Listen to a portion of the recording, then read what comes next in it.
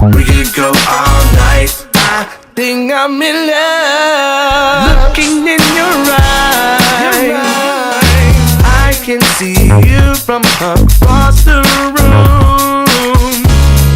I won't be surprised if you got a man, but I don't assume. This is your moment, have some fun. We on the run. Life's a nice, the only one. We can do anything we want. Get the drinks and bring the bun. Party until we see the sun. This is your moment, have some fun. We can do anything we want. You got what I want, girl. You're just my type. You're everything I like. I think I'm in love. Put that body on me. Oh, it feels so right.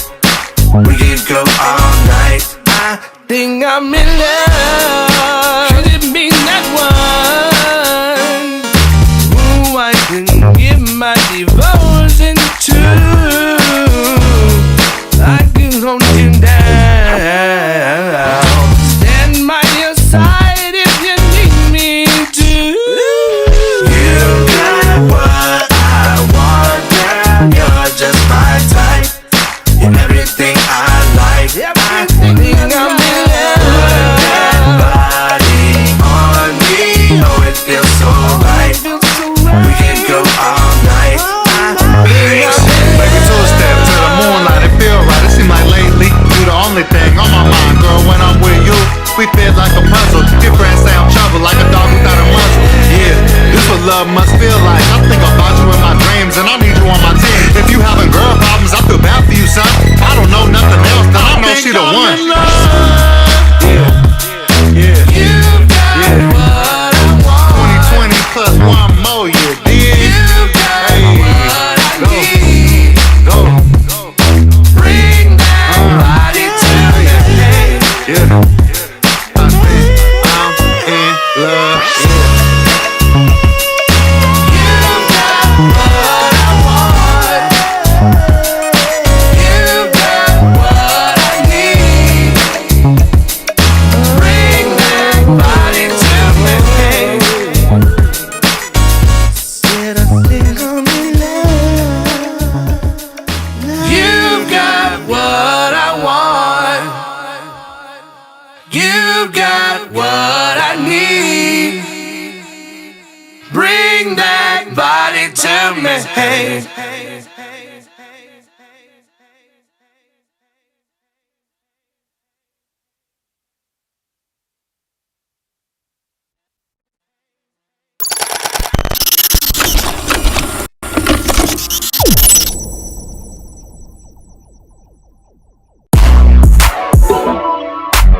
And I need that travel out to see you, boy.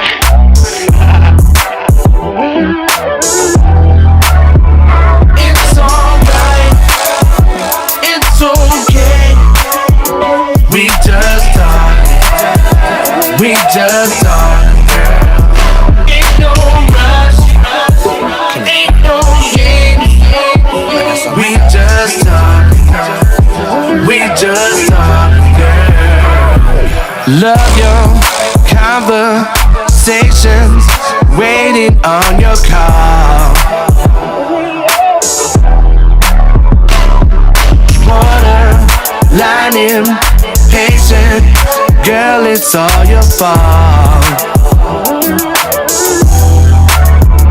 What I see in them jeans, going crazy in my dreams, and I like it.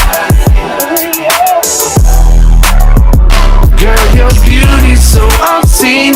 What's a king without his queen? And I like it. It's alright. It's okay. We just talk. We just talk. Ain't no rush. Ain't no game. We just talk. We just talk, girl. Look, when you talk, look at how your man listen. You shined up, girl, you glowing past glisten. From friends to lovers, we made the transition. Yeah, forget breaks, we gon' work the transition. transmission. It's thug loving and hugging and kissing, yeah. You love the Lord, but you ain't no damn Christian, yeah. You got drive and I love your ambition, yeah. It's man fish, so I sent your man fishing. It's the little things you do, I see the small signs. Talking sexy, you the greatest of all time. They say an Aries and a Pisces, we the wrong signs, but I've been feeling on that body for a long time. Lights out, it's pin you up against the wall time. Earthquake and we be shaking up the fault lines. Trying to get to where I'm at, yo, that's a tall climb. And every time you see the plug, yo, that's the call sign. It's okay, it's okay. We just talk, we just talk. Ain't no rush, ain't no game. We just talk, we just talk, yeah. Come and walk with me, 'cause I can clearly see you and me and what we will be. Holding hands, making plans. You're my lady, I'm your man. Let's make these bands together. You and me forever. Yeah, yeah.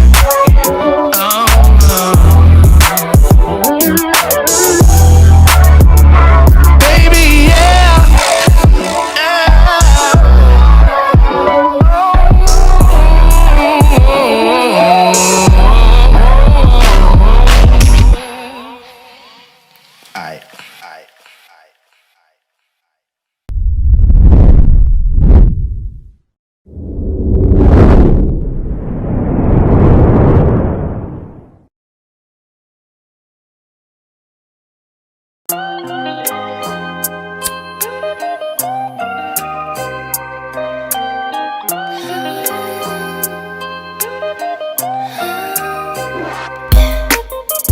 All my real dogs, put your lighters up.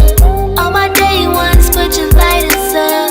All my gangsters know that he ain't never loved no hoe. All my real dogs, put your lighters up. All my day ones, put your lighters up. All my gangsters know that he ain't never loved no hoe. I knew from the first time I met you. Looking so fine, I had to sweat you. Throw you up good on my road tray. Every time I'm smoking, I feel no pain. Stimulate my brain, alleviate my stress. When I'm smoking Mary Jane, I only smoke the best. Marathon OG, and that man do breath. I'm puffing on this blunt today, nothing left. I ain't gon' stop until the show is over. She take me to the top like a roller coaster. Every time I overthink, she there to ease my mind. Drifting on these memories, she take me back in time. Sitting back, tripping how my life played out. Rappers is whack in my hood, but I say counts. Made my own name, swerving in my own lane. Lighters up for all my boys that done passed away. All my real dogs, put your lighters up. All my day ones, put your lighters up. All my gangsters know that he ain't never loved no hoe. All my real dogs, put your lighters up. All my day ones, put your lighters up. All my gangsters know that he ain't never loved no hoe. Watch me run up on your block, get it hot like a fucking stove. Coming from the ox, where the summertimes be hella cold. What are your beliefs? Daily beefs that will never cease. Khakis and pro clubs keep them creased when we hit the streets. For all my G's, flipping P's and getting paid. We hit the corners with gold rims on the Chevrolet. Know the deal before you ever jumped up in the game. They quick to kill, hopping out as they taking aim. My heart pumping, meaning something to calm my nerves. Call my connect, excuse me miss while I make these swerves. I gotta go, baby, I got no time to waste. I'm writing shows, traveling across the states. Steady lounging, smoking good on some wedding cake. Heard it clowning, give a fuck what my haters say. 805, city filled with them palm trees. Life we chose, smoking only on bomb weed. All my real dogs, put your lighters up. All my day ones, put your lighters up. All my gangsters know that he ain't never loved no hoe. All my real dogs, put your lighters up. All my day ones, put your lighters up. All my gangsters know that he ain't never loved no hoe.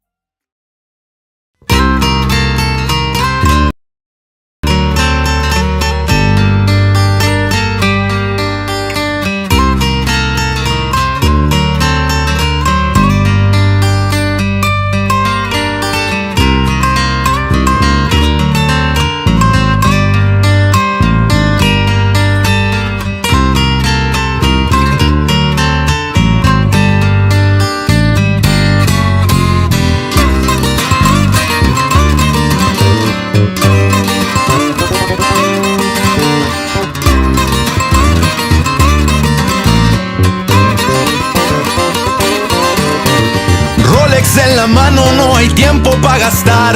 Listos y bien puestos con las pilas pa' chambear. Casi a diario me timbra y me suena el celular. Dinero y libreta es lo que me quieren mandar.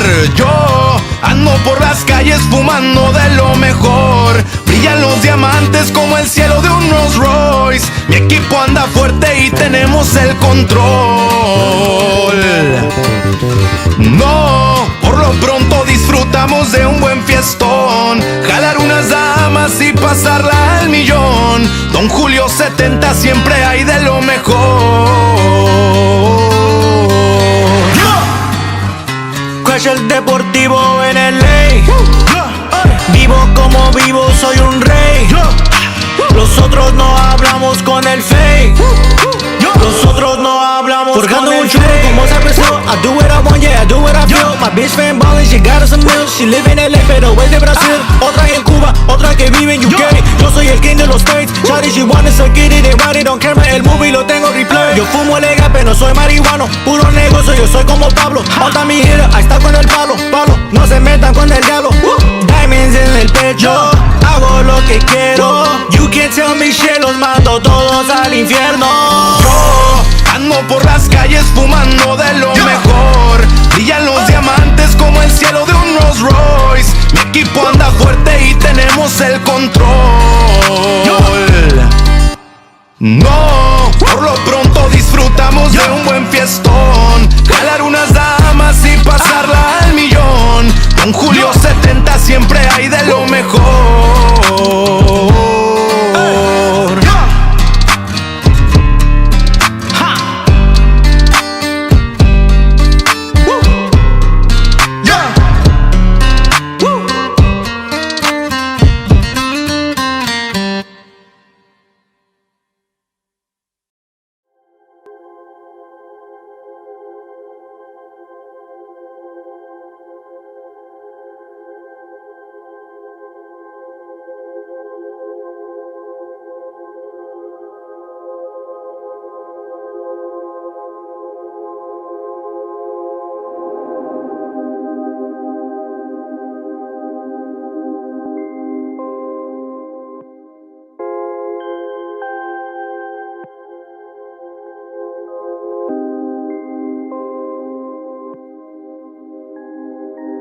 If anybody touch my daughter, it's gonna be a scene, and a bloody one. Fuck a hit, man, I be in prison like a honey bun. I don't gangbang, so it's fuck where you coming from, nigga, this the fan band. Tryna find my balance like a handstand. God let me live, this my last chance. Grateful, for some reason all I wanna do is shit I can't do. Frustrated with God, cause I need another breakthrough, yeah, I need it. People lose their kids to the system, I seen it. Steve told me I would be rewarded for believing he was with me in that church. I love that white boy to pieces, I swear to God. I ain't in my right mind, I wanna set it off. Once I put this drink down, you niggas better off. The judge took away my freedom, but he isn't God. No, he isn't God, yeah. Ain't no smooth ride for a young nigga. Ain't no easy road for a G. The politician want me broke and deceased. They think the color of my skin make me weak, so nigga, fuck em. Ain't no smooth ride for a young nigga.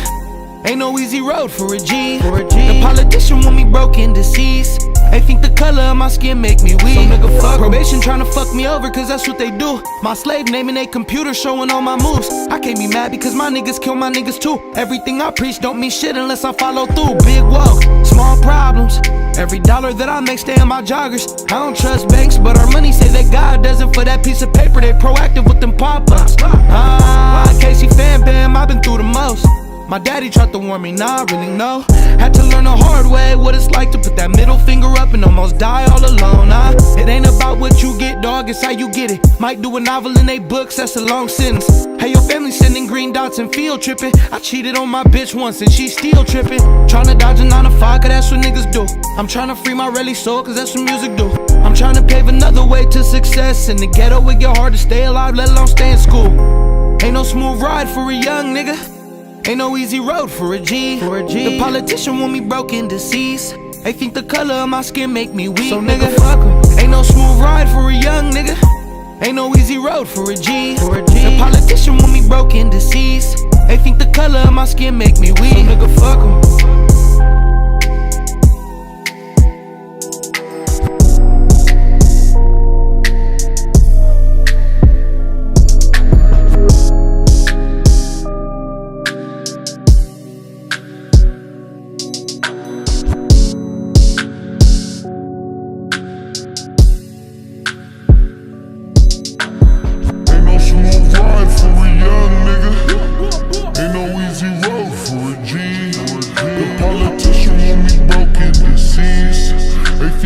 color of my skin make me weak. So nigga, ain't no smooth ride for a young nigga. Ain't no easy road for a G. The politician want me broke and deceased. They think the color of my skin make me weak. So nigga, fuck 'em.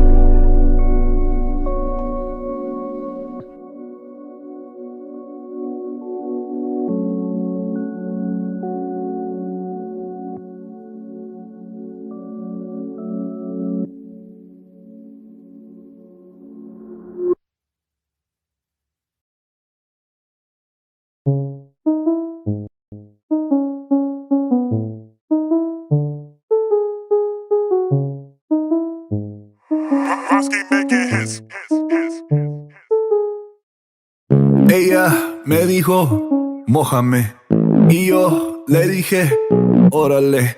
I just might speak some Spanish. She think that it's romantic. I might wear that bitch panties. Dicen papi tú eres. She turn up my music when she come through. Se cantan mis canciones como solo tú. Her cousins fuck with me. They said he's solid too. Got the princess with me, and now I'm stunting on you. I fell in love with a thick little Spanish princess. Yeah.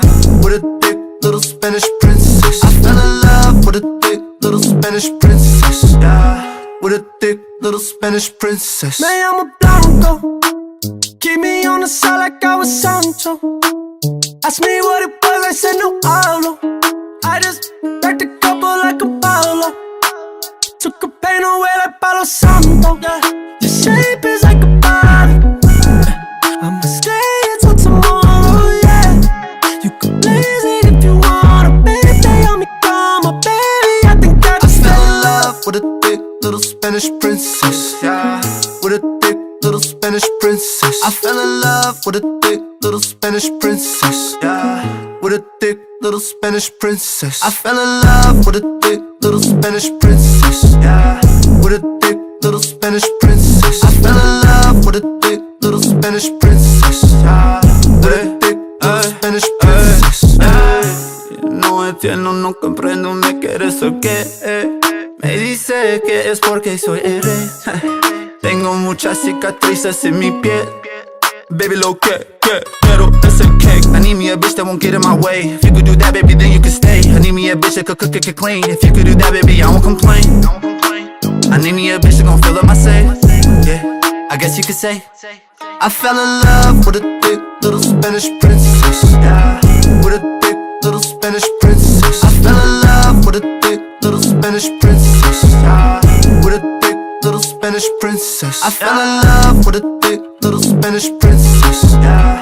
With a thick little Spanish princess. I fell in love with a thick little Spanish princess. Yeah. With a thick little Spanish princess.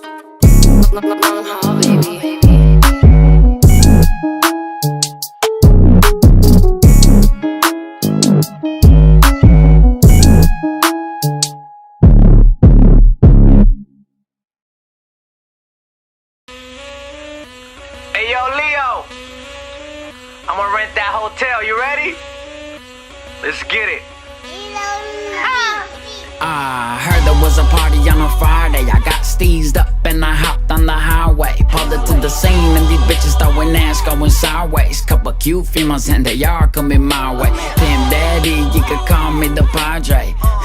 I mean the padre. All my songs, bitches swear they love them and they tell me papi cante. Both the pretty ones and the ones up the scante. Like let's get a momo, bitch that's a no-no. Just turn around, throw that ass right slow-mo. I hear the dance a little, then it's time for me to go home. Back in the O, yeah I'm sure that there's more hoes. I'm down to maybe kick it for a little, maybe take some fucking photos. Bitches acting bobo, do you got cute toes though? Cause if you don't, then you should know that's a no from the L. There's a hotel on a Friday. Couple bitches on the way with the bomb babe. There's a hotel on a Friday. Bitches straight throwing ass going sideways. Why's a hotel on a Friday? Couple bitches on the way with the bomb babe. There's a hotel on a Friday.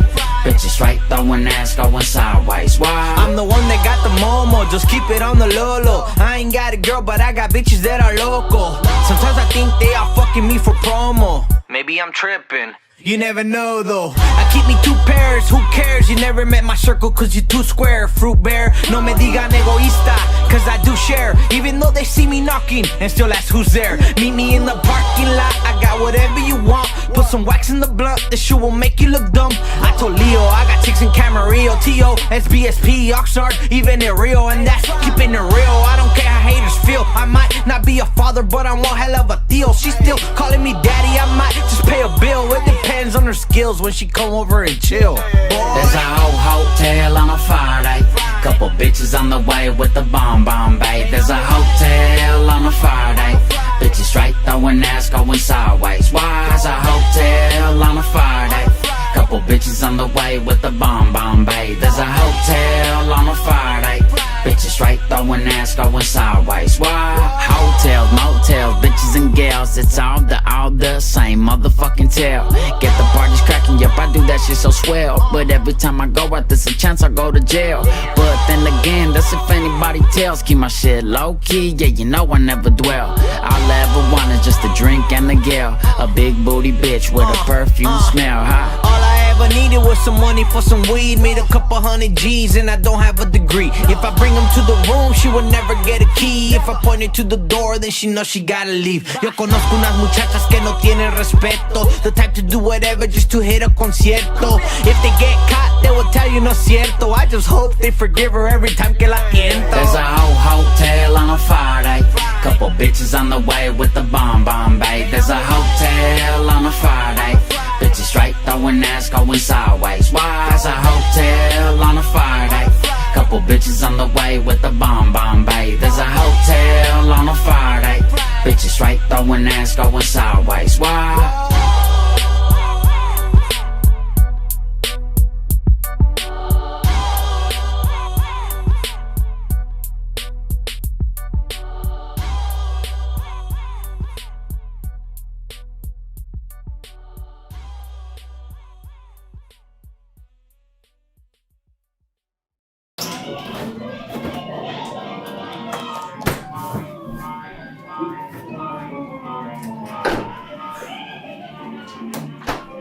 What the fuck you been at?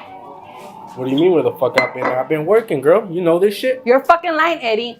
What do you mean I'm lying? Really? You want to do this shit in front of the kids right now? Eddie, I'm tired of your fucking shit already. I'm done with you. What do you mean Grow you're up fucking already. done? I don't want to be with you anymore. I want you out of my house, nigga. You keep fucking playing games. Get out. You want me to get the fuck out? Get out, Eddie. Get out.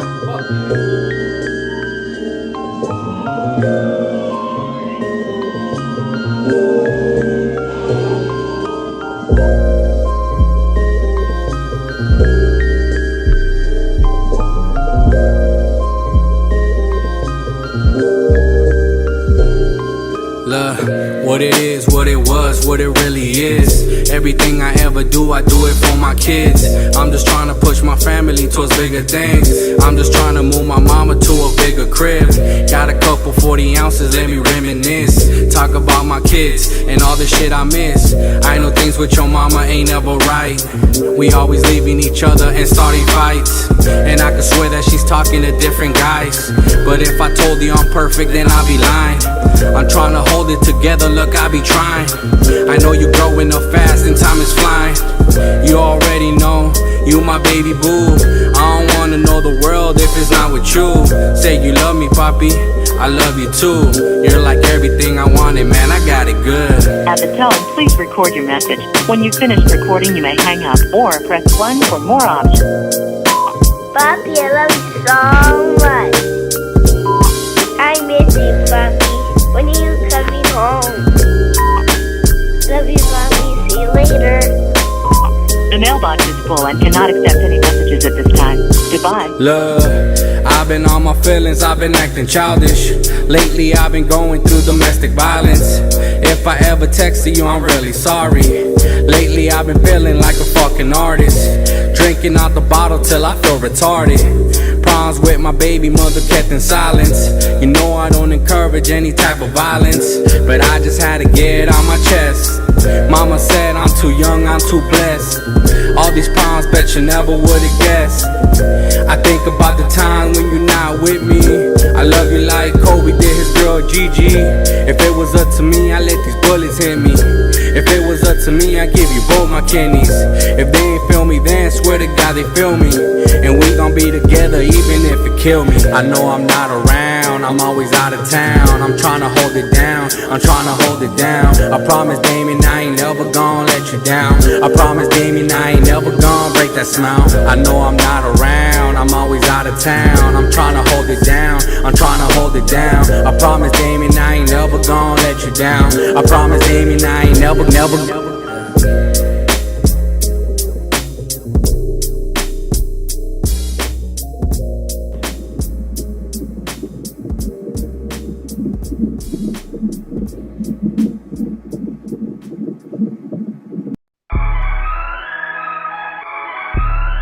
Yeah. Chameleon. Nico Cochise. I walk in this bitch and they know but my name.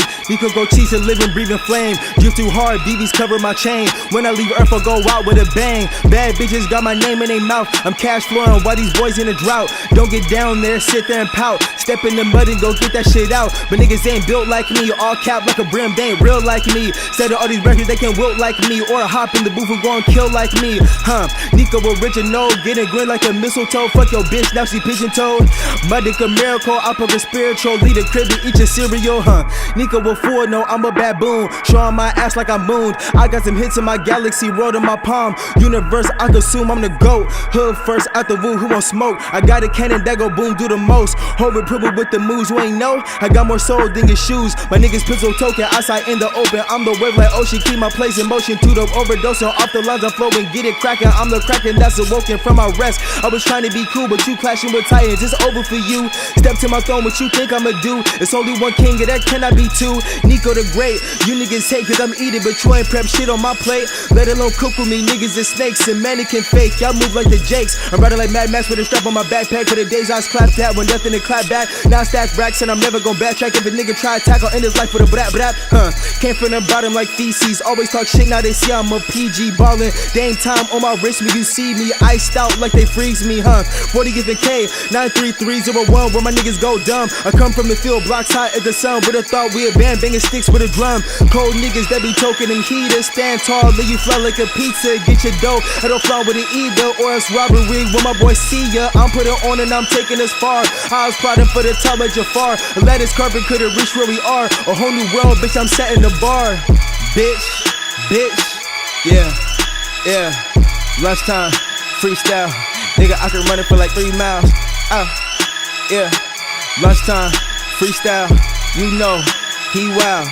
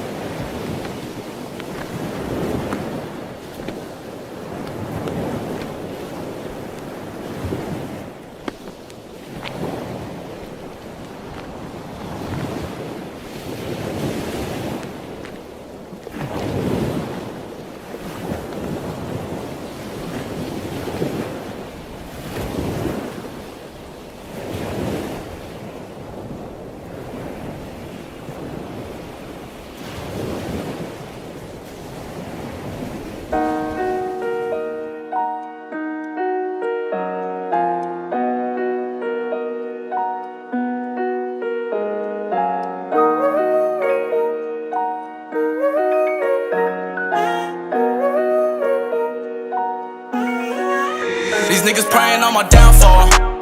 I'm just grinding on the come up. Swear I gotta hold it down, yo. And the band's gon' run up. Yeah, niggas praying on my downfall. I'm just grinding on the come up. Swear I gotta hold it down, yo. And the band's gon' run up. Yeah. Sunshine grinding out in Cali, it's the coldest of states. I put in profit over margin, tryna own an estate. Lost my mom and my daddy 2 months to the day. I'm on that grind time and I ain't got a moment to wait. I brought my helmet in my pads, I could shoulder the weight. Tryna shake the drunken state and climb up out the sunken place. My heart racing, but I'm stuck in place like wearing cement shoes, tryna jump a gate. The homies ask what happened to me, I'm fucking straight. They know me better, and they can see the pain in my face, the hurt in my eyes, changing my whole body language. Remembering them days when me and my pops was hanging out, a day goes by that I don't wish that I could kick it with my pops and give my mom's one kiss. And those are just some things on a long ass list of shit I may never get, that's why they call it a wish. Shit, life ain't fair, that's why they call it a bitch. And everybody gotta die, and that's the end of the script. 16 in the clip, 16 on my hip. Don't get it twisted, little nigga, you know I'm still with these niggas praying on my downfall. I'm just grinding on the come up. Swear I gotta hold it down, yo. And them bands gon' run up, yeah, yeah. I could lose it all today. They steady tryna get me out the way. Paranoid to go to sleep, so I stay up gripping this K. What you think? My niggas is different, we ain't the same. Yeah, we come from the gutter, we sip Henny straight to the brain, that's on the game. Switch lanes on that ass, I'm on the high speed, smelling like gas. Back with guts all over my seat, it's issues. 200 a dash, I'm gripping pistols. I say, baby, to my ass, I got some issues. I got murder on my mind. Have you ever sat and contemplated dying? I put it all on the line and sacrifice it every time how I ride. My nigga, I got murder on my mind. I put it all on the line and sacrifice it every time. On my downfall, I'm just grinding on the come up. Swear I gotta hold it down, yo. And the bands gon' run up, yeah, yeah. Niggas praying on my downfall. I'm just grinding on the come up. Swear I gotta hold it down, yo. And them bands gon' run up, yeah, yeah.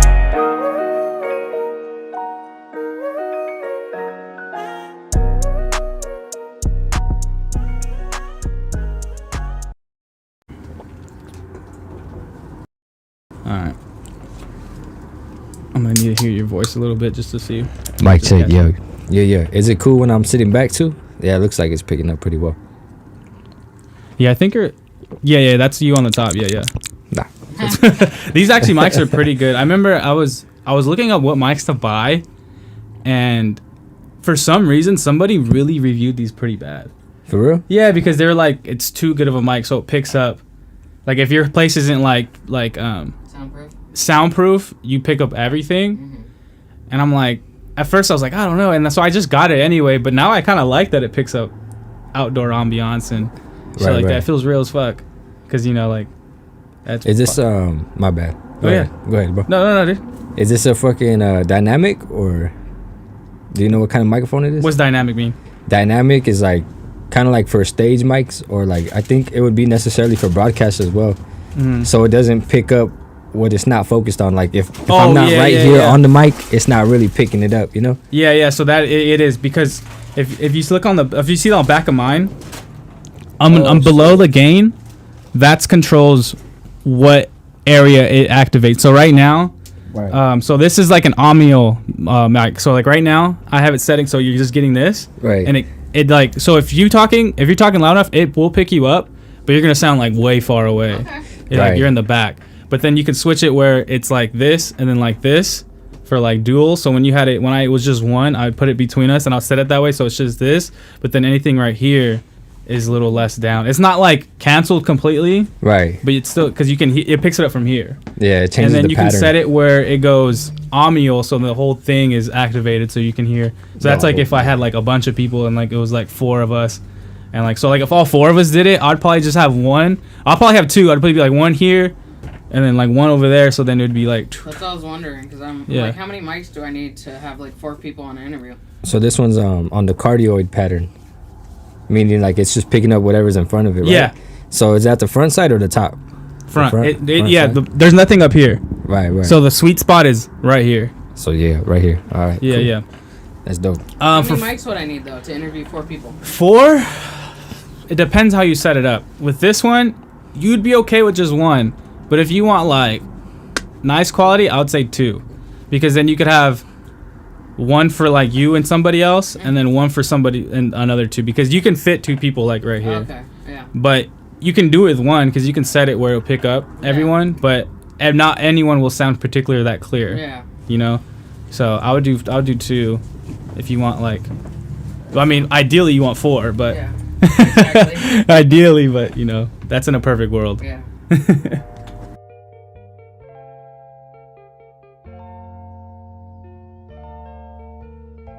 All right.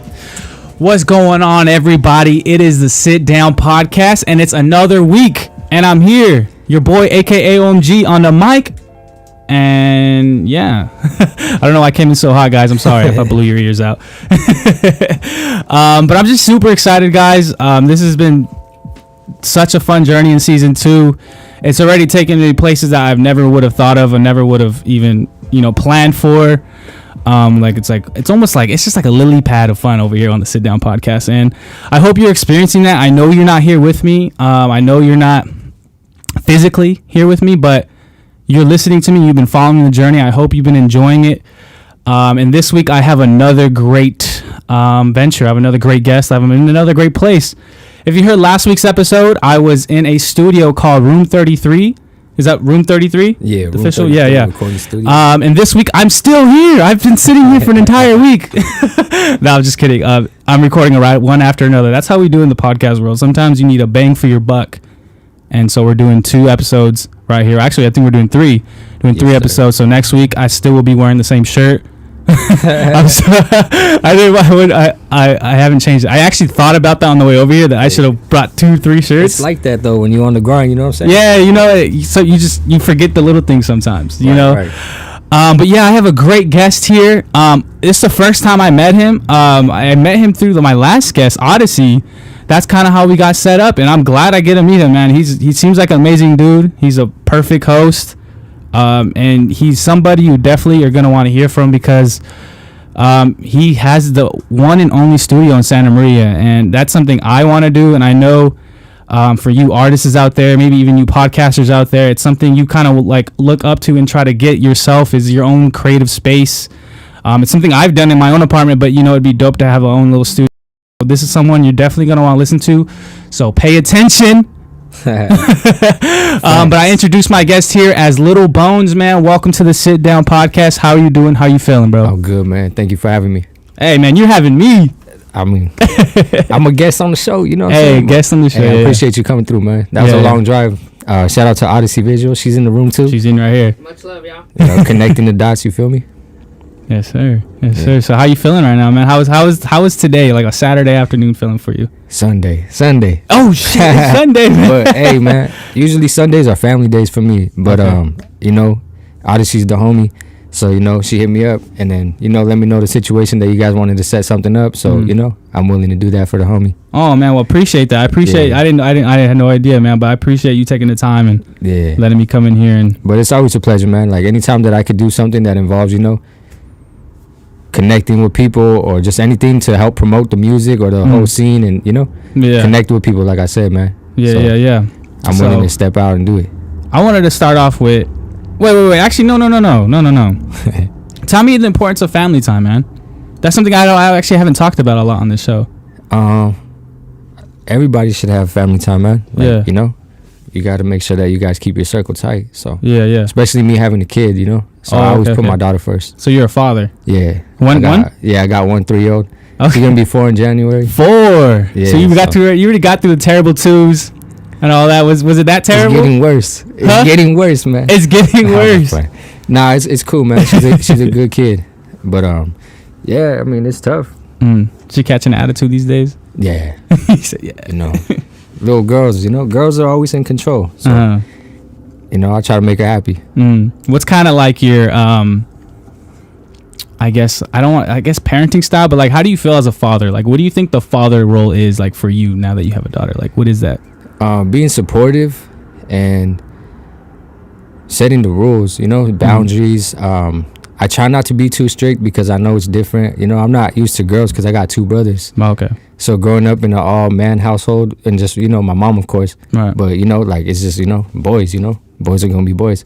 So it kind of it changed my perspective having a daughter. Oh, yeah. I had to have, soften up and, I have to ask for advice. Like, yo, am I being too hard? I know she's a little girl, but it's hard, So it's just like a complete learning process. They have those emotions, Yeah. So I had to, I got to be a little bit more tender with her. But that's probably cool though, because it's probably opening up new sides of you that you probably didn't even know. Right.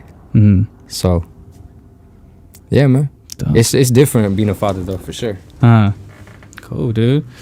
So you've been a father for about going on 4 years now. you do music. Now you have a studio. Let me get into like how long you've been doing music for, and like kind of where'd you start? How did it all happen?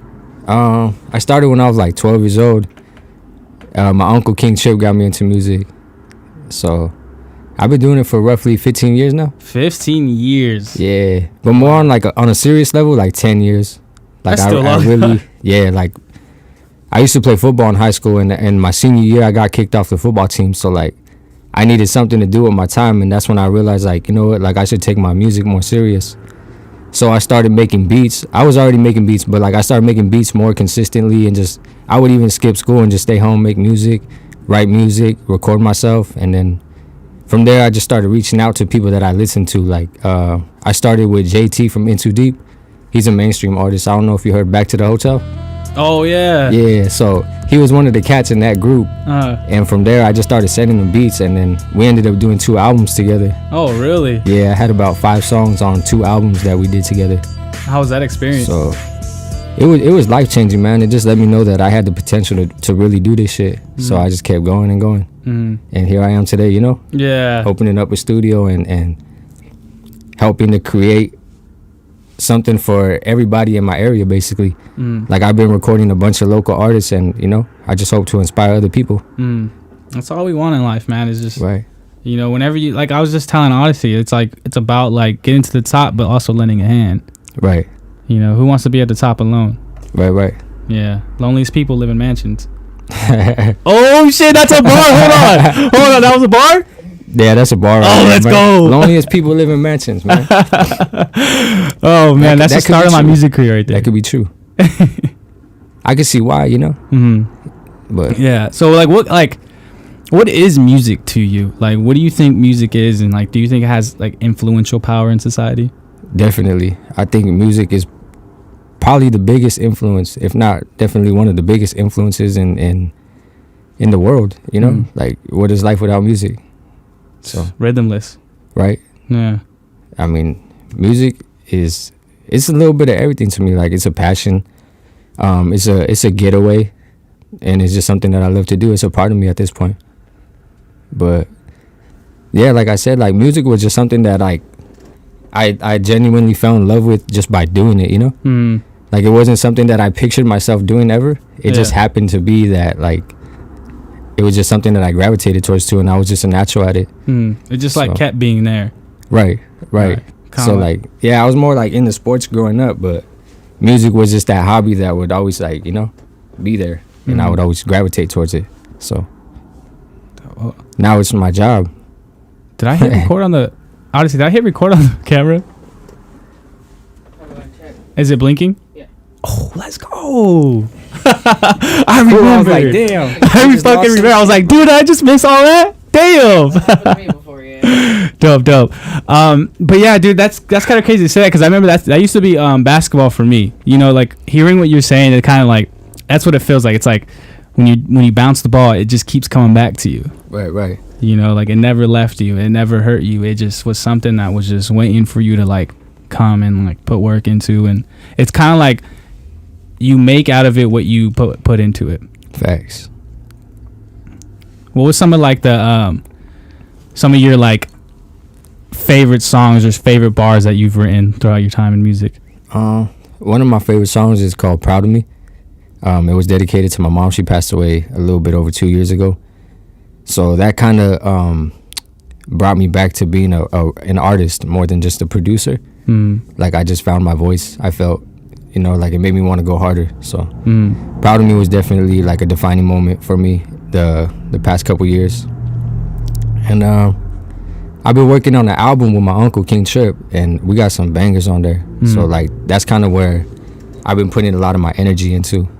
So, and it kind of lets me know like where my mind state is at right now. Oh really? Yeah, like I feel like I'm at a point of separation, meaning that not putting myself above anybody or anything, but like in order for me to grow as a person, like I have to separate myself and really, you know, dig deeper and find myself. Yeah. So that's where I'm at in life, and I'm expressing that in the music, but also in a way of manifesting things. Like I talk about, you know, being successful and trying to come up and not focusing on bullshit. Like that's always my like point in music. If you listen to my songs, you'll hear me like, you know, like that's where I kind of go at, like my form of expression is usually like I'm not focused on negativity. I just want to be successful. Right. So you'll hear that in the music. Okay. Yeah. What do you cause you said a form of separation and stuff like that, and how do you kind of like execute that? Like, what does that really look like? Do you kind of like sit alone, or do you sit in here with the lights off and just like pen to the paper? Like, how do you kind of find that like that stuff inside? You know what I mean? How do you bring that out? Man, just like I have a lot of, you know, I overthink everything. So to me, it's like, you know, sometimes I gotta ignore my phone. And I apologize to everybody because I know people be like, hey, you take too long to write back or whatever. Like, I got so many text messages, calls, DMs, all that.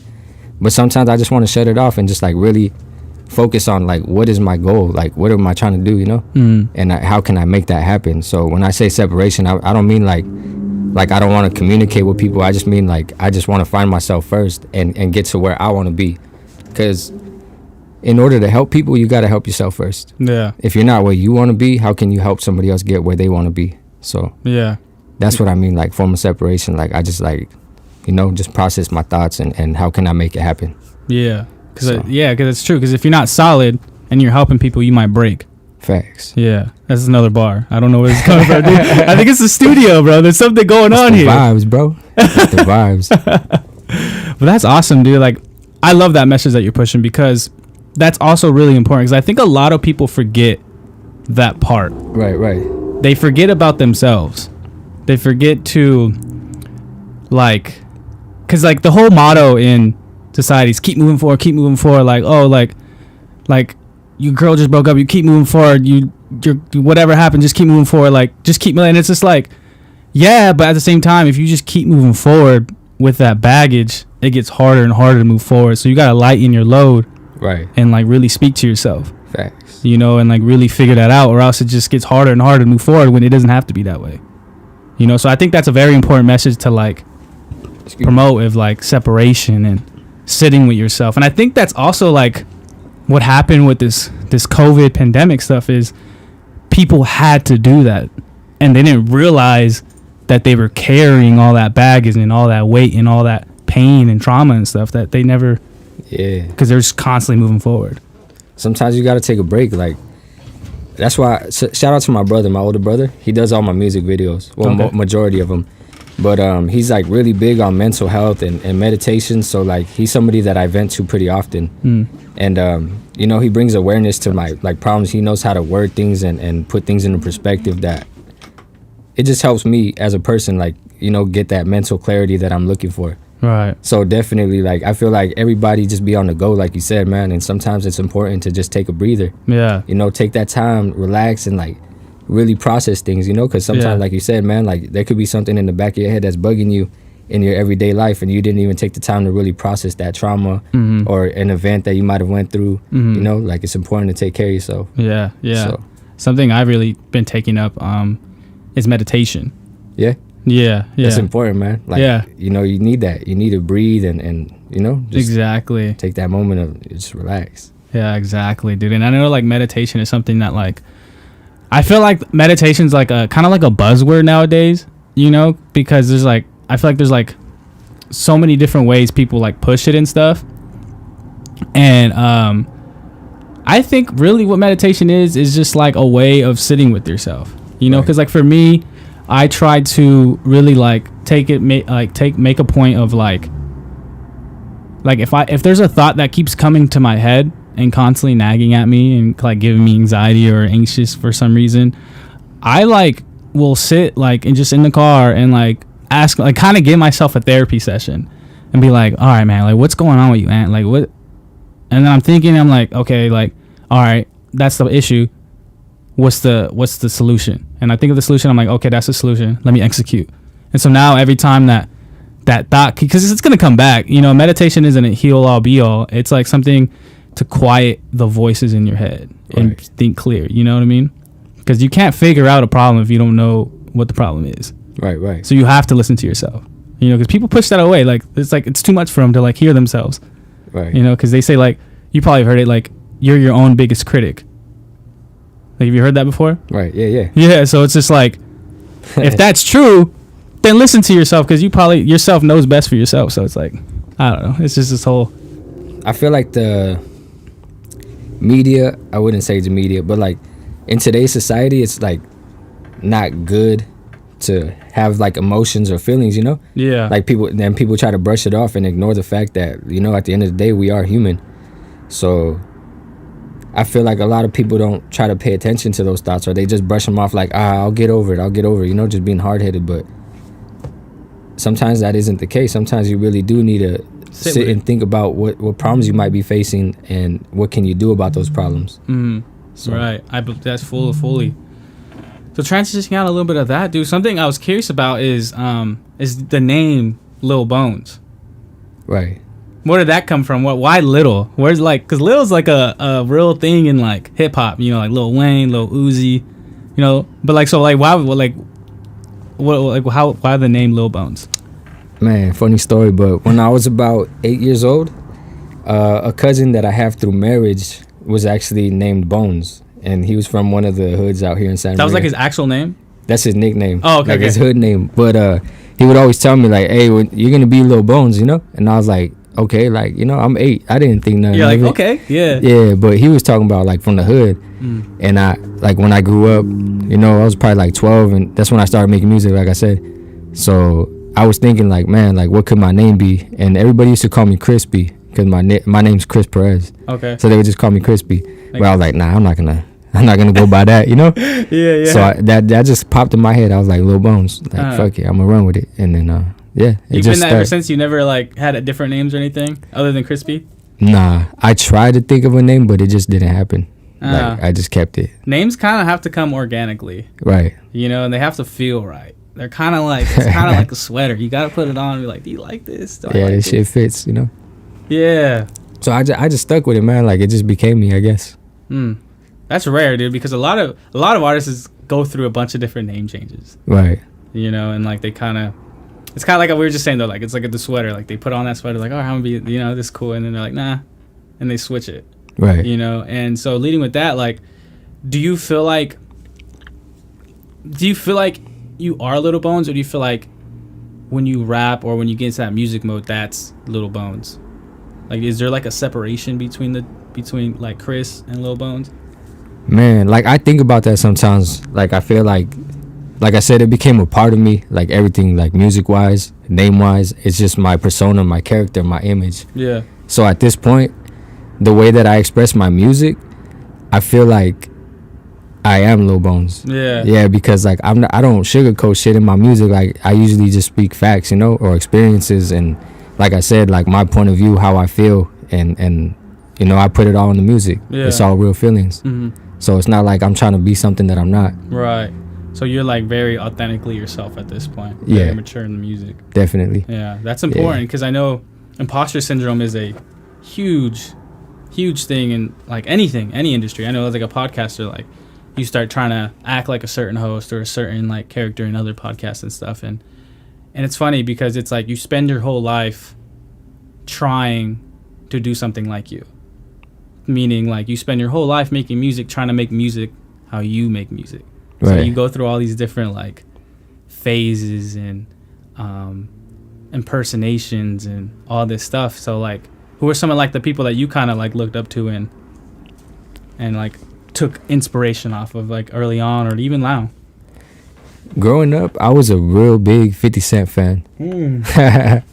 So like, and the thing that I like about 50 Cent is because like, not only is he spitting some gangster shit, but like you can learn something from him if you listen to him. Like his music has a message, regardless of like what he might be saying. Sometimes it's like, you know, some crazy shit, like, you know, I ain't from no hood, I never, you know, sold drugs and none of that, but at the end of the day, like his music is a message, and he's a hustler. Like it teaches you some shit about business, you know.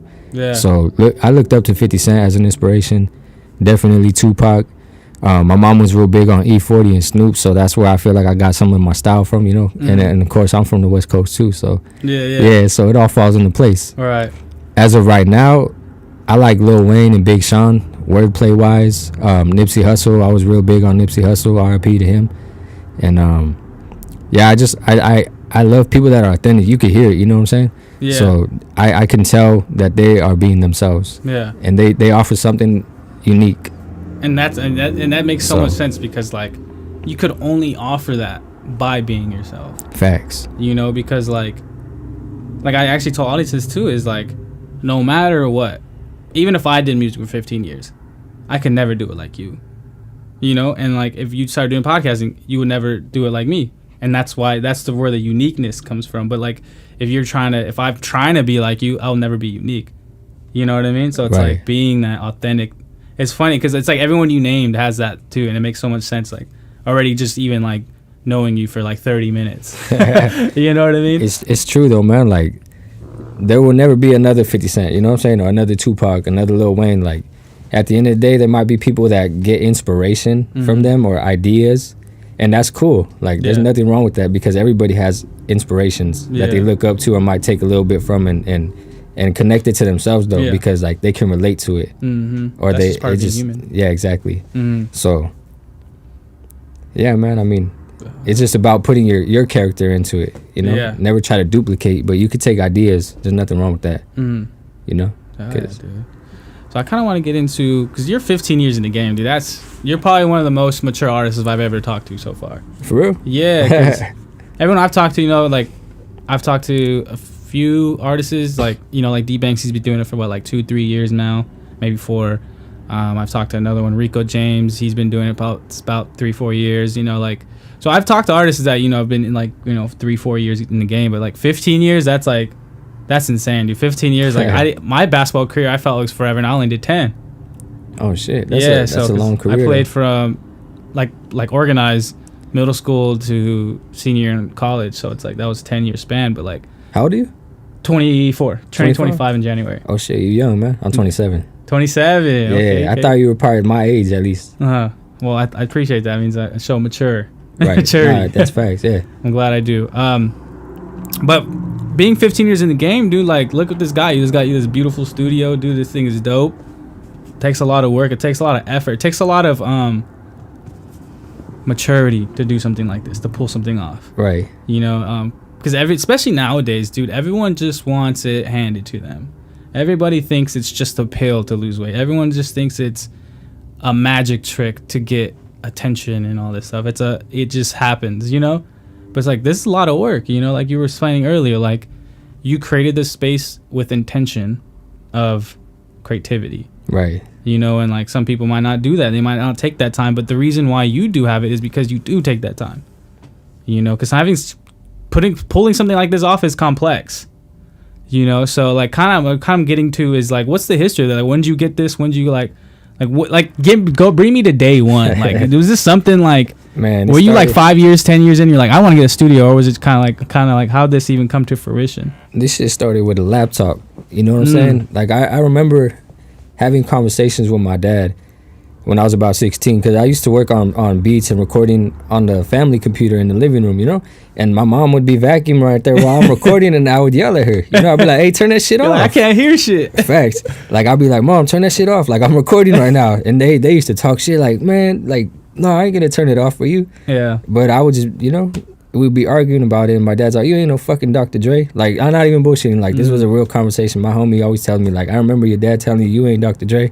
You know? Yeah. So, like, to be here where I'm at today, like, I'm still not Dr. Dre. Yeah. But, I mean, like, you know, like, it's just funny to think about it now, because I remember hitting about age 16, and I told my dad, I was like, hey, buy me a laptop, you know? Like, I need one.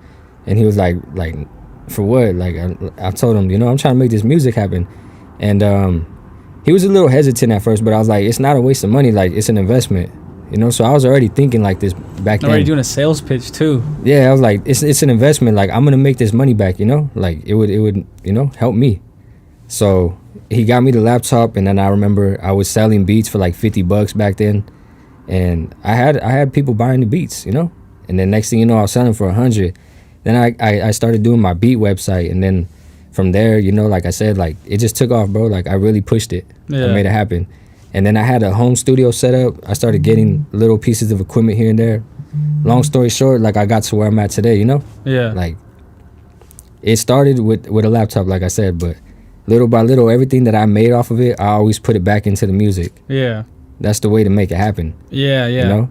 So I'm just blessed to have the talent and the the mindset to where I knew I could make it. I could make something happen and create this opportunity for myself, and be able to share it with others now. Yeah, dude. So, and this building actually, me and my dad actually built all this shit, like the booth and everything, like soundproofing it and all that. Yeah, like we did all the construction. We built all the panels on the walls. So it's like from the ground up, man. Like it started from one thing and led to another. Damn. But yeah, so man. You said you had a house studio earlier, right? Yeah. That was like in your apartment or what? Or no, I was staying with my uncle, and my room was a studio. Like these couches were in my room. I slept on this couch right here. Oh shit. Yeah, this is a futon. Okay. Like, bro, like sacrifices, man. Like anything to make it happen. Like I needed that workspace, and I put that before anything else to create that opportunity. Yeah. So that's amazing. Yeah, it came a long way, man. Like I'm glad, and I'm so happy to be in this position right now, man. Yeah, like, dude. This is truly amazing. Thank you. And I commend you, dude. Like that's definitely. And so since I have you, dude, and you're such like you're gonna be such an inspiration. You already are an inspiration. I'm just saying to like the people that listen to me. I appreciate that, man. Thank you. Yeah, dude. And I definitely want to take this time and expand more on mindset. I think that's very important here. And try to get people a little bit behind the scenes of who you are and how you did it. So like, how important is it to have like a plan? Did you have a plan? Or was it kind of just like you talk? Maybe it was even a short-term plan, and then that led to another plan. Like how important is plan in this type of process? It's definitely important to have a goal. You know, there's short-term goals, there's long-term goals. In order to make a long-term goal happen, you have to have short-term goals, of course. You know, like how can I get to where I want to be in 2 years? You know, my next goal is buying a house, but how can I make that happen? You know, so that's just an example. But you have to understand that it takes effort, patience, sacrifice, you know, and you really got to put your all into it. You can't just say you want something to happen and you're going half-ass at it. So setting a goal and putting in the work is what matters. But definitely important to set goals, man. Okay. Like, I feel like that might be overlooked, you know? The planning aspect. Huh? Yeah, the planning of it. Yeah. For sure. Also the execution. Yeah, I feel like not to cut you off. No, man, go ahead. But I feel like that comes with people being hesitant because for so long, like I've had this idea of like, man, I need a studio, I need a workspace, like a real workspace. And I was always hesitant, like, man, like what if it doesn't work? What if I fail? Yeah. And I was scared. Yeah. Because it's like I'm putting all my eggs into one basket, man. Like if this doesn't work, like, you know, shit could fall off, man. You know?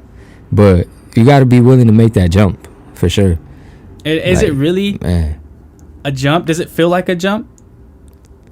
It did, bro, but you'll never be ready. You just do it. And once you do it, you realize like, damn, like why did I wait so long? Like I could have been doing this, you know? It's just about believing in yourself. But it really does at that first thought, man, it's like, man, like I'm really putting it all on the line right now, but when you do it, you're going to thank yourself for sure. Wow. Yeah. Wow, that's great right there, dude. Can you speak on a time, like a personal experience time, where you felt like quitting and you kind of felt like maybe this shit isn't for me? Like, is there like, did you have ever those moments of like extreme self-doubt or anything like that, and then like you came out of it? I mean, obviously you did, but did you ever have those thoughts? Did they really linger around? Like how present was failure and doubt in your mind during all this? Man, I still have those thoughts. I mean, it's normal, bro. We're human. Like, it's normal to have doubts. It's normal to second guess yourself. But the thing is, you just gotta realize, like, if you really want something to happen, you gotta make it happen. Like, you can't hesitate.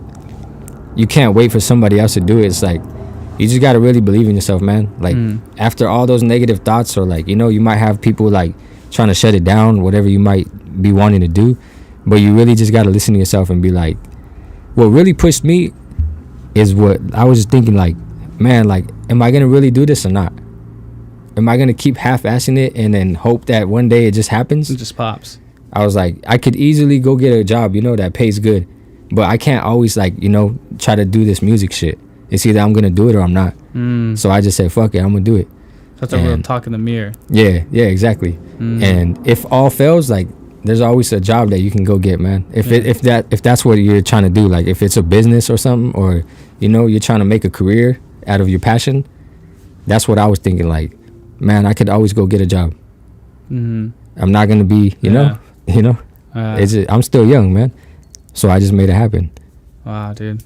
No, that's inspiring. I was about to cry right there, dude. That's really inspiring, especially as like, you know, like me, dude, because I'm doing the same thing. You know, I'm just starting. Like I'm a year in on this podcasting thing, and you know, I have dreams and have ideas and stuff, but you know, like you said, it's like I be stumbling on my thoughts, bro. But like, you get what I'm trying to say, right? I hear you, dude. I hear you 100%. I think you're speaking very clearly and maturely, and I think a lot of people are gonna hear this message for sure, dude. It just puts me back in that thought process where I was right there thinking it, bro. Like I kept telling myself, I'm either gonna do it or I ain't.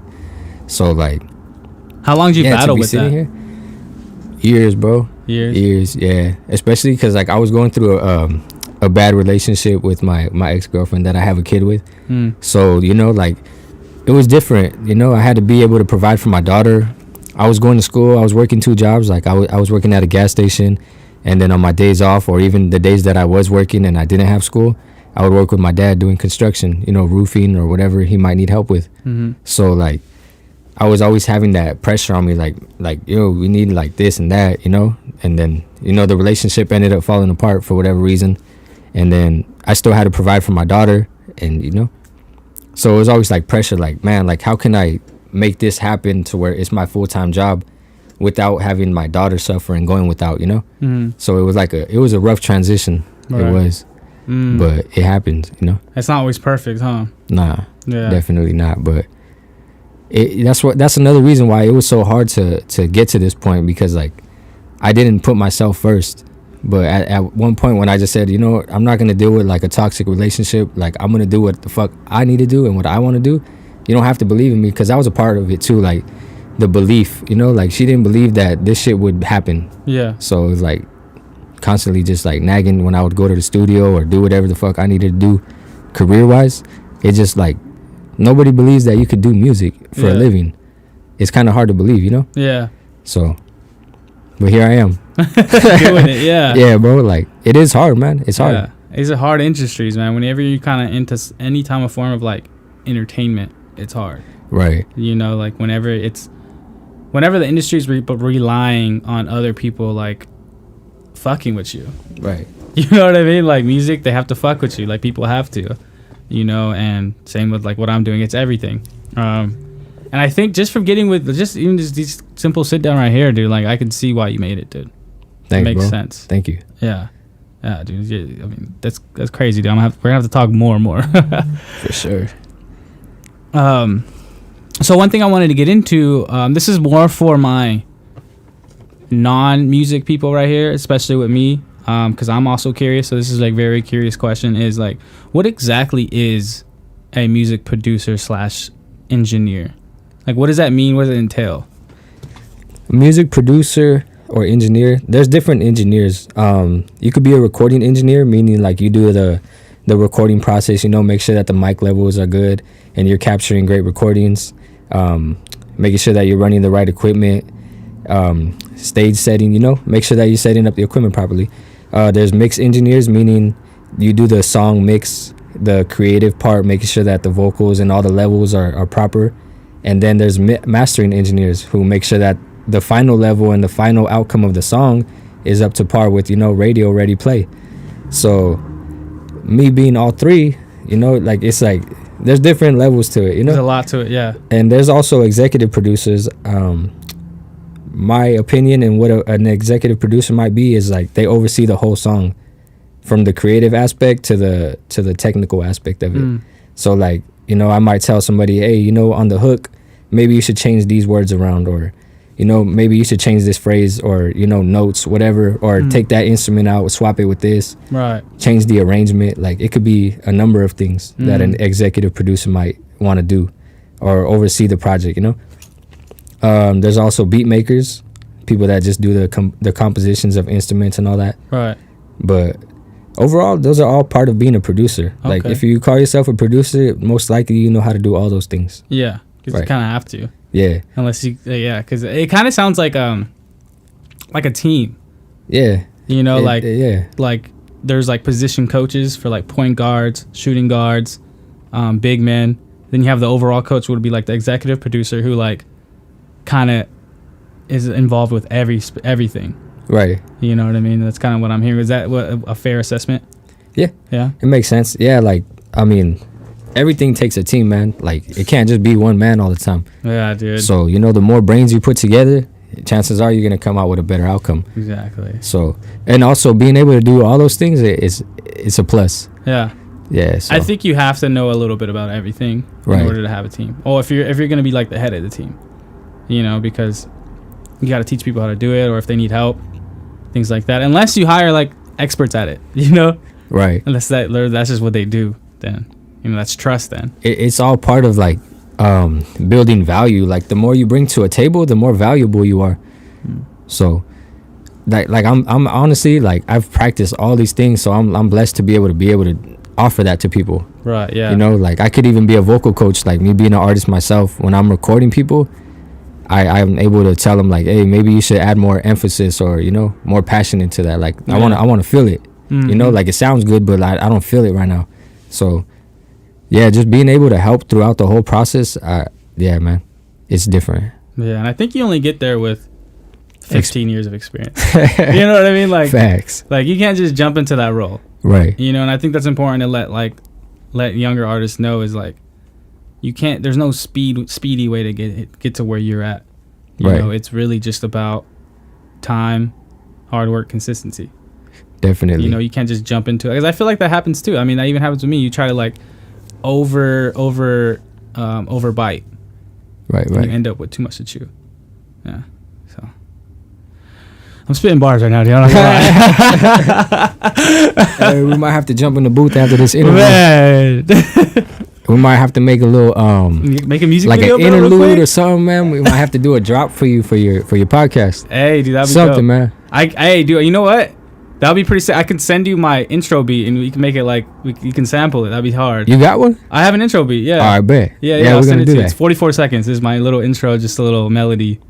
So you can put it on this episode. Oh shit! I'll be down, man. I'll be down. Special edition. No, I'm playing. Bonus at the end, bro. That'd be sick. That'd be a cool outro to like end the podcast with a banger, just to give them like a cool like they could just vibe out like after the podcast. That'd be pretty hard. Yeah, that'd be hard. For sure. Dude, I wanted to jump into, because I do a little intake, but I don't call it research, because I don't like to know everything about everybody that I sit down with. I like just to know the basis.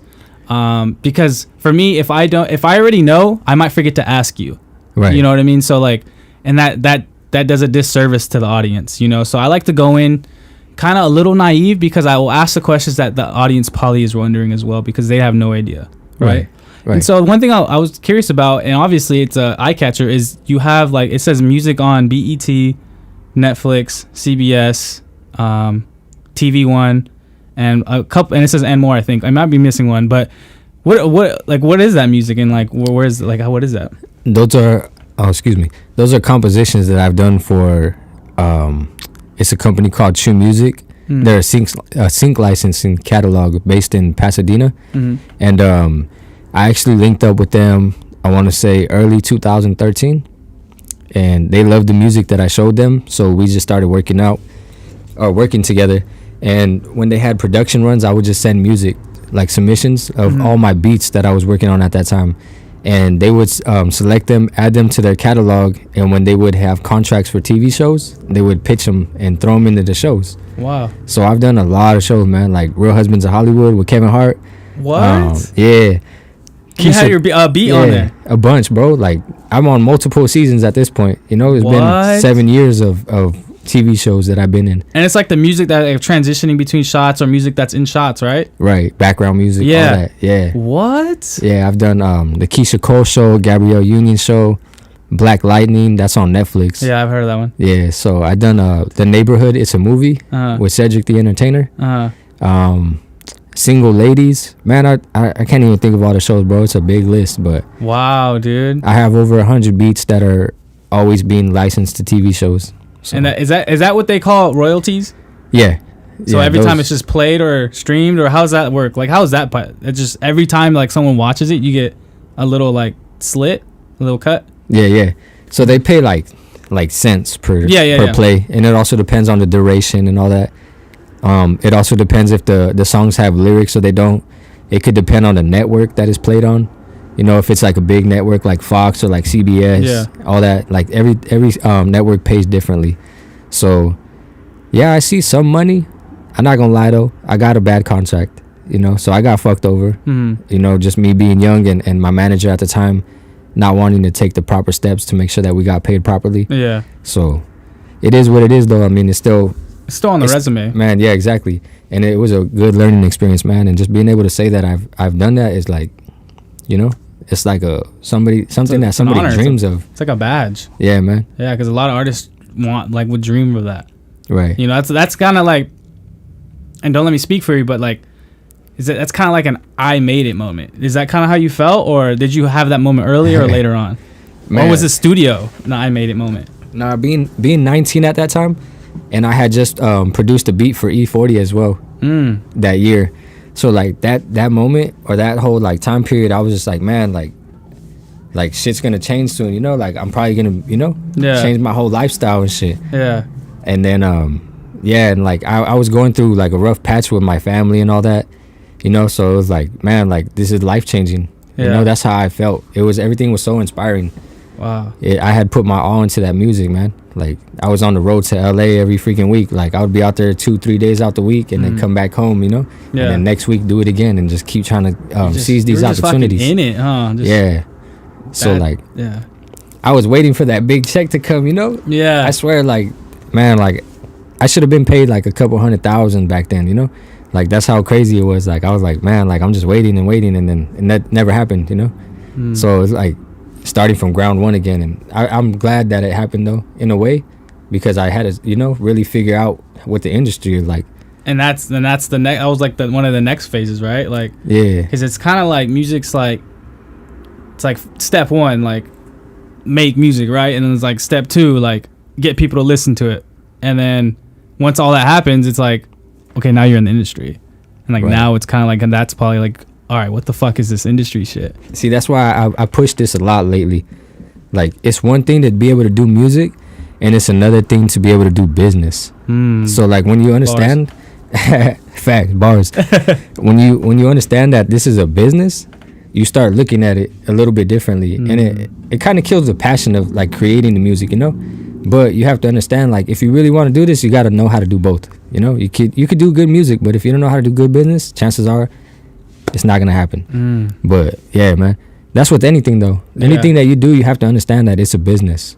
It reminds me of Jay-Z's bar of, I don't do business. Oh no, I'm not a businessman. I'm a business, right? No, I'm not a businessman. I just do business, man. Oh yeah, there we go. Yeah, that's a bar. That's just probably cultivated everything you just said right there. That's crazy. Right. Makes sense.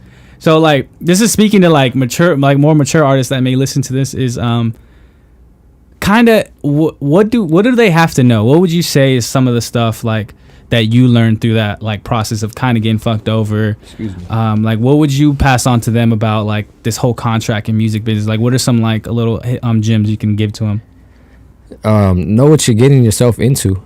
Yeah, like it's okay to be excited, you know. Like when a big opportunity comes, like you want to just fucking go all in, but make sure that you know what you're getting yourself into. For sure. Overlook your contracts, learn the lingo, learn how to read it. If you don't know how to read it, make sure you find somebody that does. And yeah, man, like also it's not about just the upfront money. Like, yeah, we might be eager to get paid, but make sure that you know that you're not, you know, getting gypped or something, you know. Yeah. But yeah, just make sure that you learn something. Like before you just go head into something, you got to make sure you know what you're getting yourself into. Right. That's all I can say. That makes sense. It's kind of like, yeah, we'll pay you, you know, like $50K rather than giving you like 2% of the company. Right. You know what I mean? Like, that's funny too, because like to bring up a story, I'm pretty sure you probably read it or seen the video about it. But the dude that sings one of the songs, or he's the voice of Simba on The Lion King, they offered him $2 million up front, and he denied it. He said, just pay me my royalties. And I've heard he's made over $20 million in royalties since the movie came out. So like that's just an example. That's just knowing. Yeah, like sometimes it's cool to take a payout, but just know like what you might be missing out on in the long run. It's a gamble, but like really look at it. Yeah. Yeah, it's kind of like it's like a, I don't know if it's a cliche. I know it's a saying where it's like, would you rather get $100,000 now or $1 million in 5 years? Yeah. You know, something like that. It's like that type of like situation. It's exactly what it is. It's really just a gamble though, huh? Right. Like just knowing like, you know what, this is something good right here. This is something like, let me not take the short-term benefit. Right. And see, the reason why, to bring up my personal experience, the reason why I know I got fucked over is because I learned about it afterwards. Is publishing is where the music, you know, that's the ownership of the music. You don't sell your publishing. And if you do, you got to get paid out like a good chunk of money.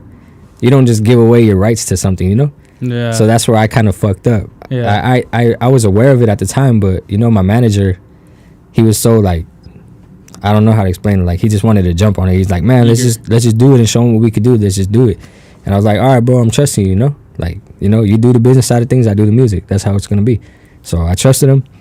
But don't ever sell your rights to your music. Like, you got to maintain some type of ownership to it.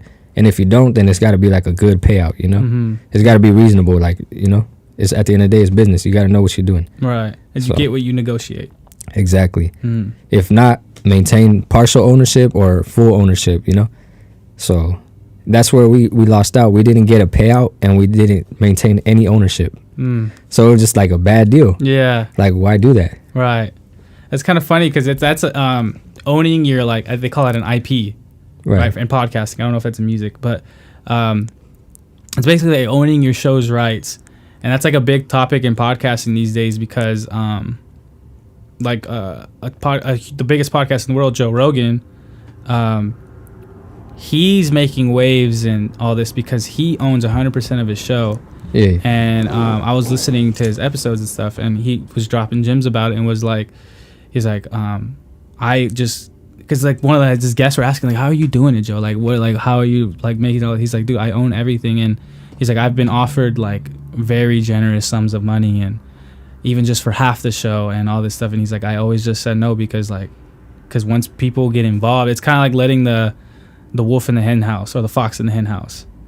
You know, once you let a excuse me, what does it call it?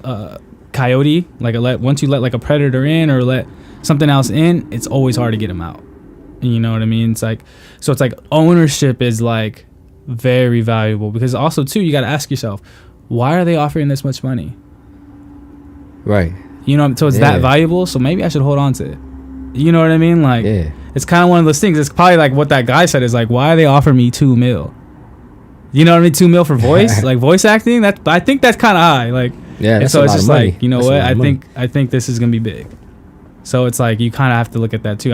I think that's something huge in podcasting right now because everybody wants to be produced by Showtime or produced by somebody or whatever to get all like the recognition and all that stuff. But like you don't own shit. You just show up and hit the mic. You know, you can't just say what you want because it's not your shit. You know what I mean? So because they have an image, because now it's like you're backing an image, your representation of Showtime or whoever the hell is producing you, and they might not be like, you can't say that, like, oh, like, you know what I mean, if you say that it's gonna make us look bad and shit. So now it's like you just lost control of what made the show so good. Yeah, you got to follow all these restrictions now. Yeah, it's not your shit no more. Right. And that's another thing too, like it's like for example, like it's like when they say somebody could look rich and be broke, but the man that doesn't look rich is probably the one that has more money. Mm-hmm. It's the same thing, man. Live within your means. Yeah, exactly. Yeah. Yeah. So like people could be on Showtime and chances are they're getting a small check, but it looks good. You know, it looks cool. But the dude, like you said, Joe Rogan, he owns all his shit. Like he probably has more money, like regardless of if it's Showtime or not. You know, exactly. I don't know who that is, to be honest, but I heard the name. Yeah, I heard the name for sure, but like he's I don't know if he's the biggest podcaster in the game. If he's on a big network too, or he's on his own. He owns his own shit. Oh, see, he owns everything, and he just did a deal with Spotify, for $100 million, and all it is that he just puts his podcast exclusively on Spotify. He still owns everything. So that all they can do now, they just own everything. I mean, they don't own anything. They just, now Spotify's the only ones that will have the Joe Rogan podcast. And so in theory, that brings, because he gets like I think he gets anywhere between like 10 and 20 million monthly listeners. Damn. So he brings that many listeners to because Spotify's trying to up their podcasting game because podcasting is hot right now. Right. And so Spotify now just took 20 million listeners on average. That's not a high. That's on average from Apple Podcast because now Joe Rogan is no longer going to be on Apple Podcast. And that is worth $100 million. But he gets to own everything still. He's still completely in control. He owns his show. They can't take shit away from him. He just has to put his episodes on there only now. Right. That's insane. That's crazy, man. That's insane, huh? Hell yeah. So, yeah, man, it's just... And that deal is huge even for me, the little guy, because it's a limitation. It's a limitation, not a limitation. It's like a verification that podcasting is a real industry. It's a real business, and there's real money in here, and this is valuable. Right. You know, so even for me, I might not ever see that money, but that money's there, and it's possible. Right. You know what I mean? So it's just like it just trickles down now. You know, because now podcasters can ask for that type of money if they, you know what I mean? They can ask for good chunks of money and stuff like that now. So it's just a big move, and but yeah, Joe Rogan, yeah. Just keep doing your thing, bro. It's crazy. You gotta learn the business, and that's something, you know, I'm slowly learning, but I don't want to learn too much too quick because it's like I have a lot going on still. You know, I'm still trying to just focus on the show. So right. Yeah. Just keep developing. Keep developing, dude. Yeah, man. Let's see here, man. I think we've been over pretty much everything. We're doing really great on time. Oh shit. King Trip's been waiting outside. Let's go. You want to go get him? He's been calling me. Nah, I don't even know if he's out there. It's been about 30 minutes. That shit flew by. It flew by. I mean, we're at about to be an hour right now. Damn, for real? Yeah. I thought it was gonna be a short episode, but we made it the full way. Hey, this is the time limit right here, dude. That's cool, man. I just took a peek at my thing. We covered every single thing, bro, and more, way more too. I was gonna add to your last point about like the podcasting being a growing industry and Joe Rogan exclusively doing a deal with Spotify. Yeah. That's dope, man. Because a lot of artists, they drop music specifically on Tidal first because Spotify pays about 4 to 5 times the amount of royalties that other streaming platforms pay out. So like a lot of people will like, exclusive Spotify drop for the first week, you know, in hopes that people will go to Tidal and become listeners because it benefits the artist. Wow. Yeah, so like, okay, that's cool that he does that. Yeah, exactly. I mean, it just draws listeners to go to that platform, you know. Exactly. So and it probably worked in his favor, obviously, if he did that deal with Spotify. Yeah, because it's like now those 20 million listeners are listening to Joe Rogan. Even if they just listen to Joe Rogan, now there's a chance that they might start listening to other podcasts on that platform. Right. You know, your chances go high like that. If 20 million people listen to it, the chances are you're going to get a solid amount of people listening to other podcasts. You know, so that's great.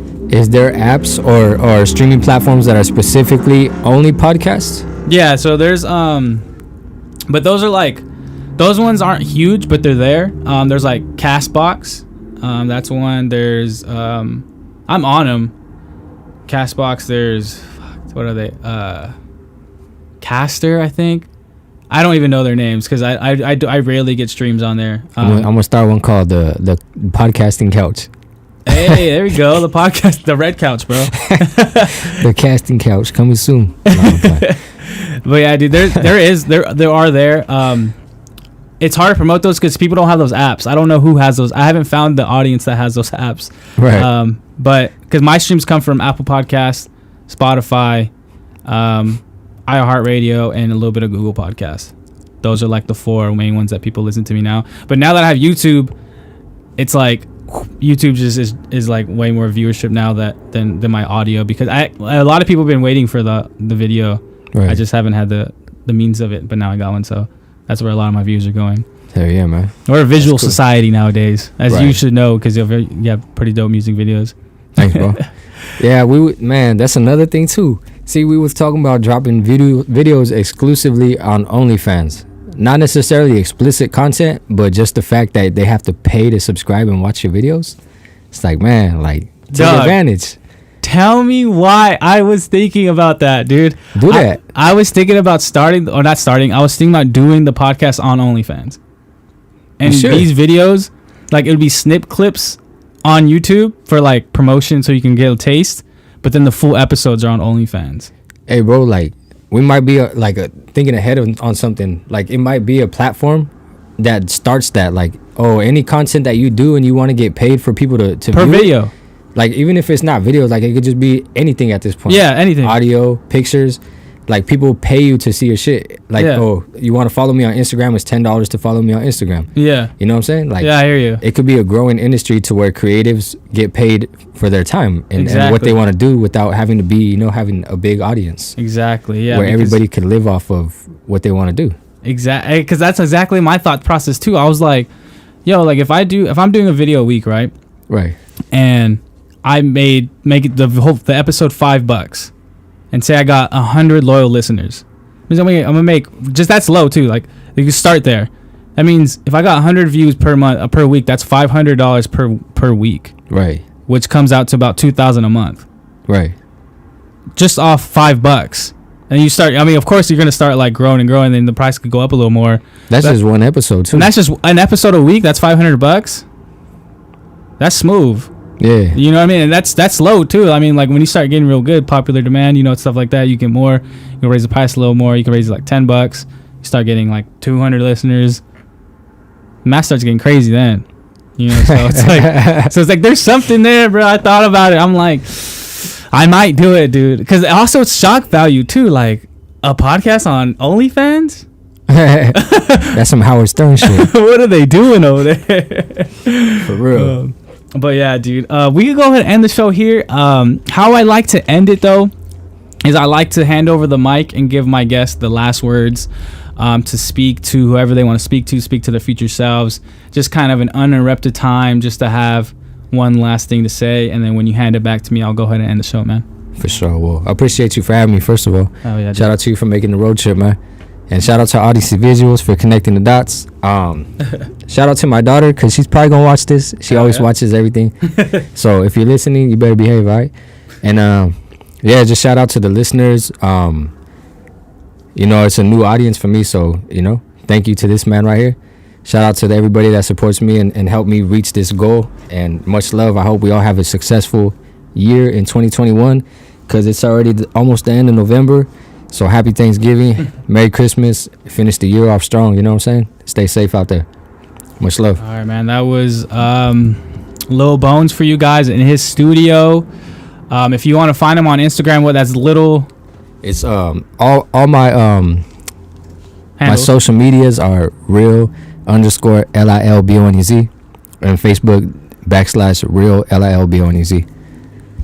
Yeah. Instagram, it's my bad, Spotify, all that is just Lil Bones, so you can check out the music and all that. And YouTube is Real Lil Bones TV. There we go. Make it easy on y'all. All right, there it has it. If you want more of Lil Bones, you can go find him on those social platforms. But yeah, guys, that's all I got to say for this week. I'll see y'all next week. It's your boy AKOMG on the mic, signing off. Peace. That was dope, man.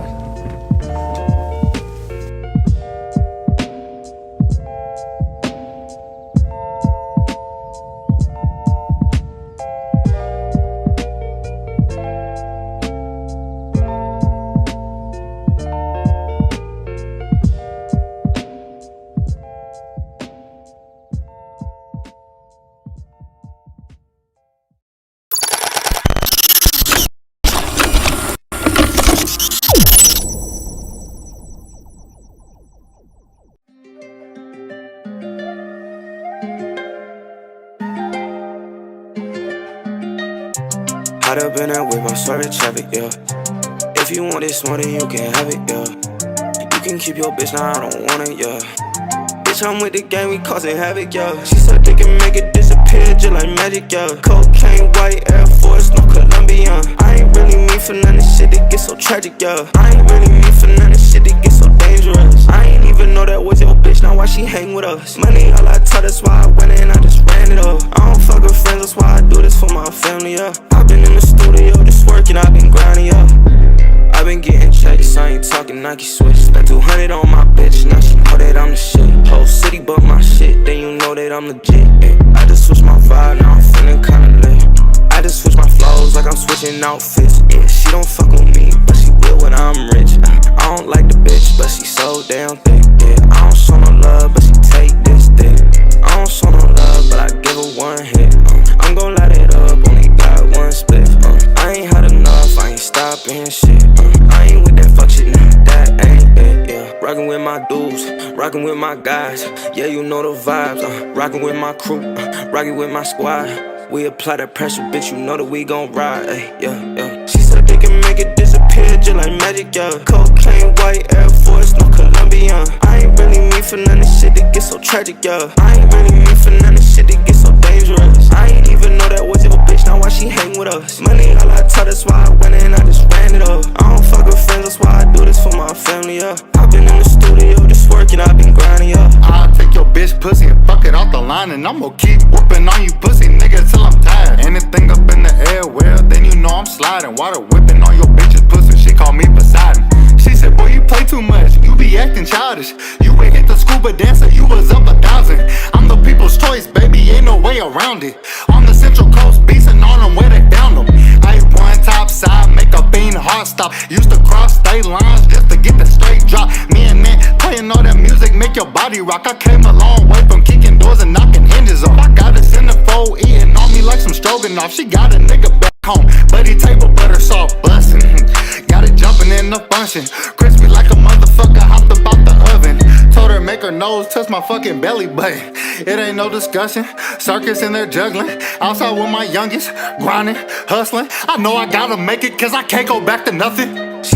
They can make it disappear just like magic, yeah. Cocaine, white Air Force, no Colombian. I ain't really mean for none of shit that gets so tragic, yeah. I ain't really mean for none of shit that gets so dangerous. I ain't even know that was your bitch, now why she hang with us? Money all I taught, that's why I went in, I just ran it up. I don't fuck with friends, that's why I do this for my family, yeah. I've been in the studio just working, I've been grinding, yeah.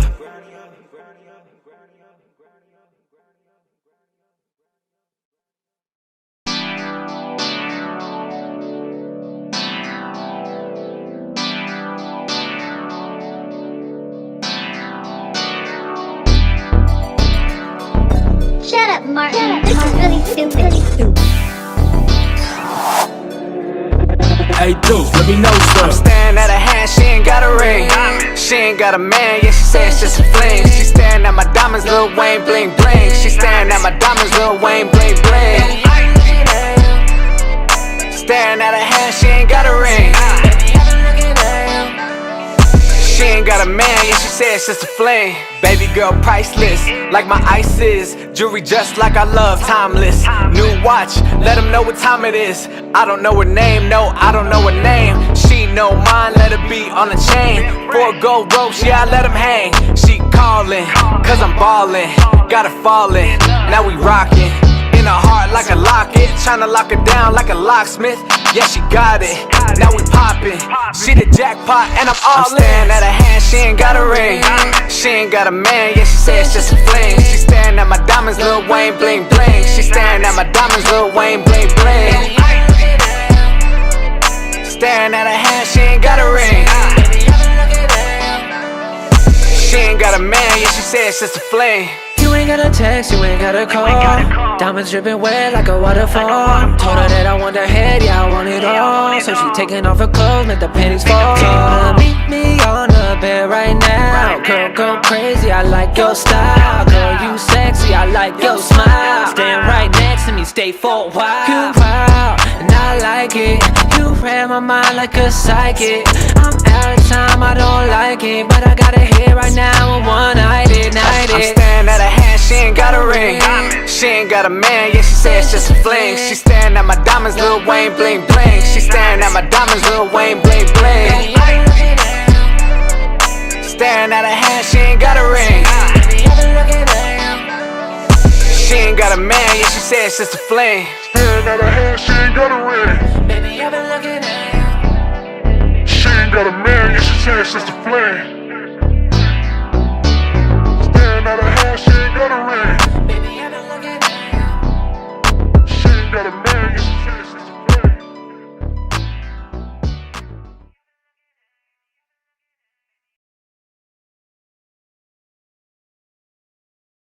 Actually, you know what? No. On the way over here, I was telling myself I want to do this.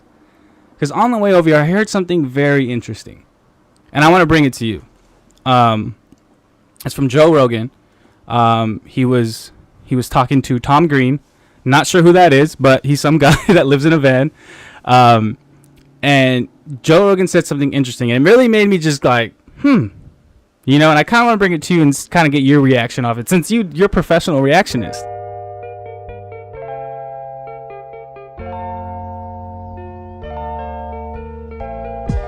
Checking 1 2 3 1 2 3. Checking.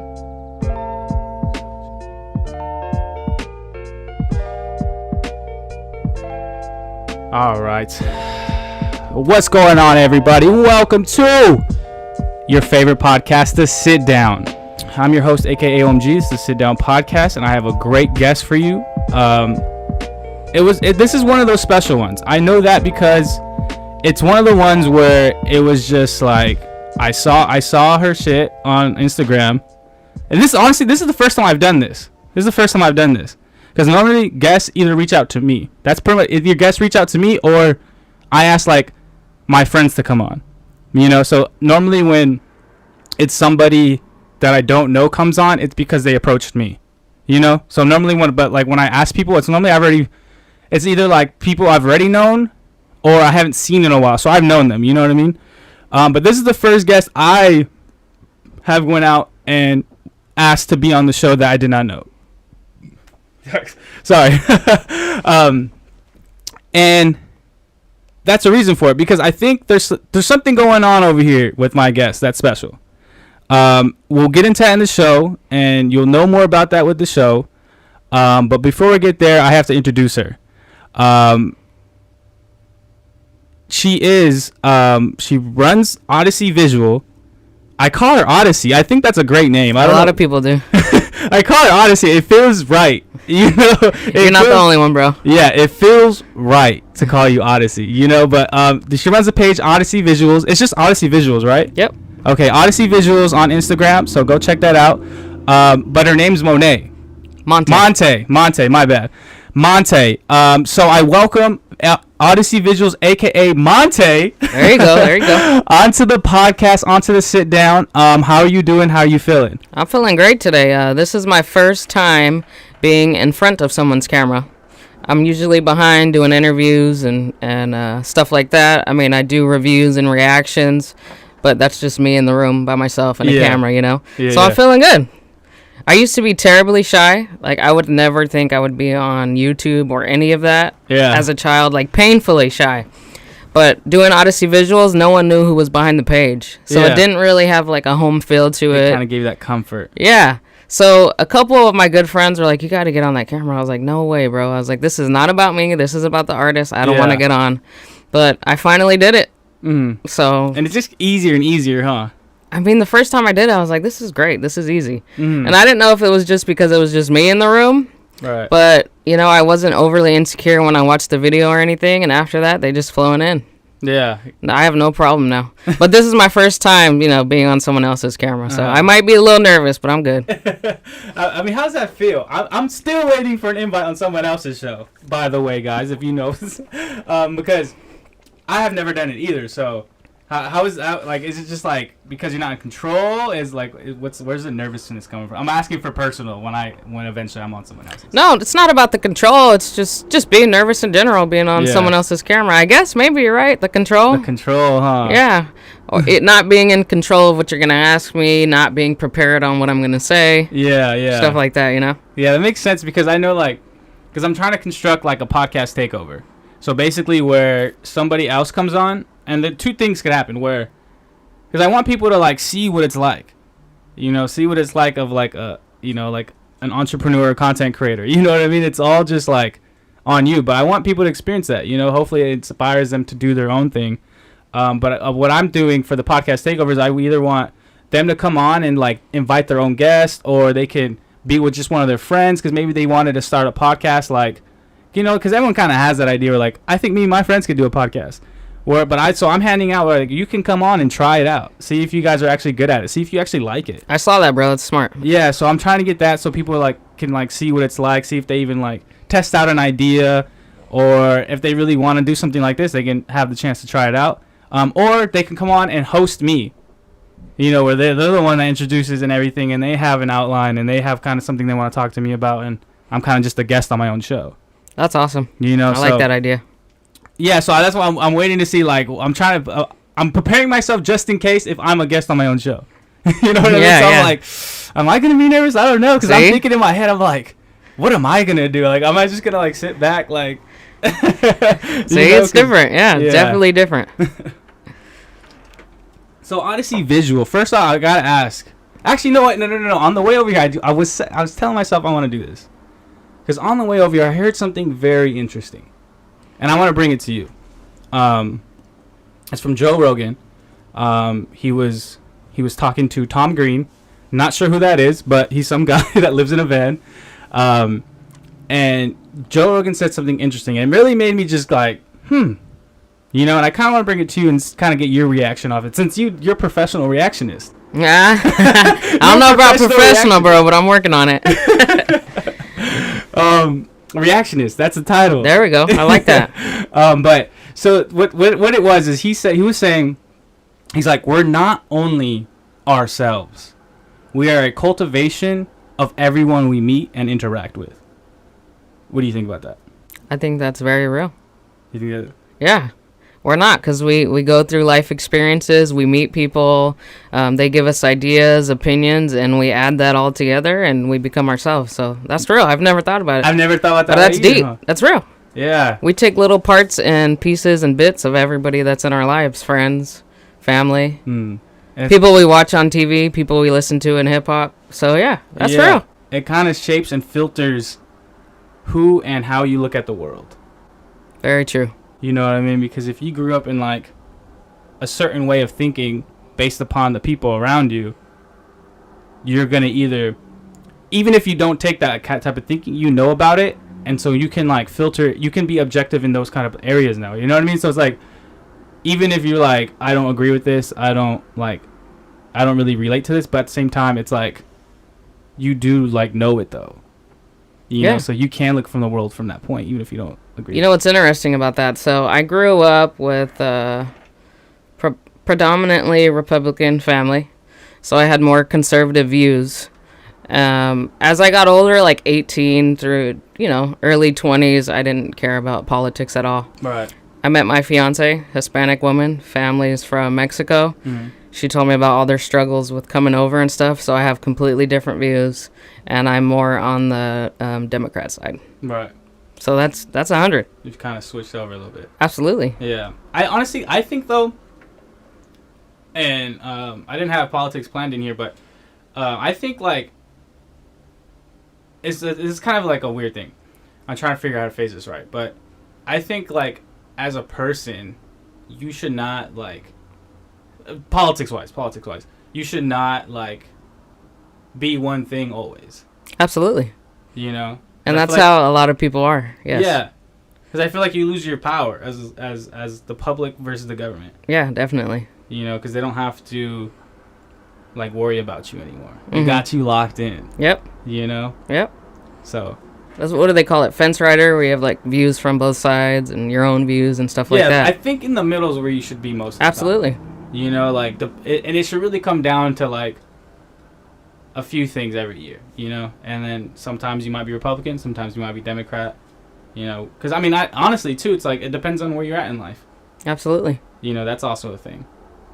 But I'm not trying to get political on this episode. I don't know. Yeah, no, not at all. That was like the perfect fit. Yeah. And it's not really politics for me. It's like character and yeah, you know. Yeah. So it's not really about politics and government and stuff like that. It's more of like the struggle and what they've been through and what politics does to that, you know? Mm-hmm. So it's crazy. It's not really politics. I'm not really into politics like that. Yeah, I'm not either, you know, because politics is it's just so... It gets ugly. It's so dividing and polarizing. Absolutely. You know, for no reason. We're all on the same team. Why are we dividing up like that? They want us to. It's the media, bro. Yeah, dude. And we're part of it. They're doing a great job right now. We're part of it, dude. Mm-hmm. We're part of the media now. Yep. We're just not mainstream outlets. That's true. Just different types. I think we're bringing people together, not dividing, though. So we're trying. Kudos to us. Definitely trying. And so that brings me to, that's a perfect segue, because the one thing I was talking about earlier about what was special about you and what I saw in you is your overall positivity about how you take things. You know, because I watched a few of your videos. I obviously the D Banks one is how I found you. And the first thing I noticed when I watched the D Banks one was that you just like really like reacted to it, listened to it, but then you didn't really like critique it. You know, which I think is okay. Which I think, because a lot of people think when they review they have to give some type of like critique or whatever. You know, which it's hard to do. You know, especially if you know the guy. I would say it's more of a reaction than a review. Yeah, exactly. And I just like that you kind of come at it like with a lot of positivity. You know, because people need, especially like us, you know, like we're trying to make it. You know, we're just doing what we love.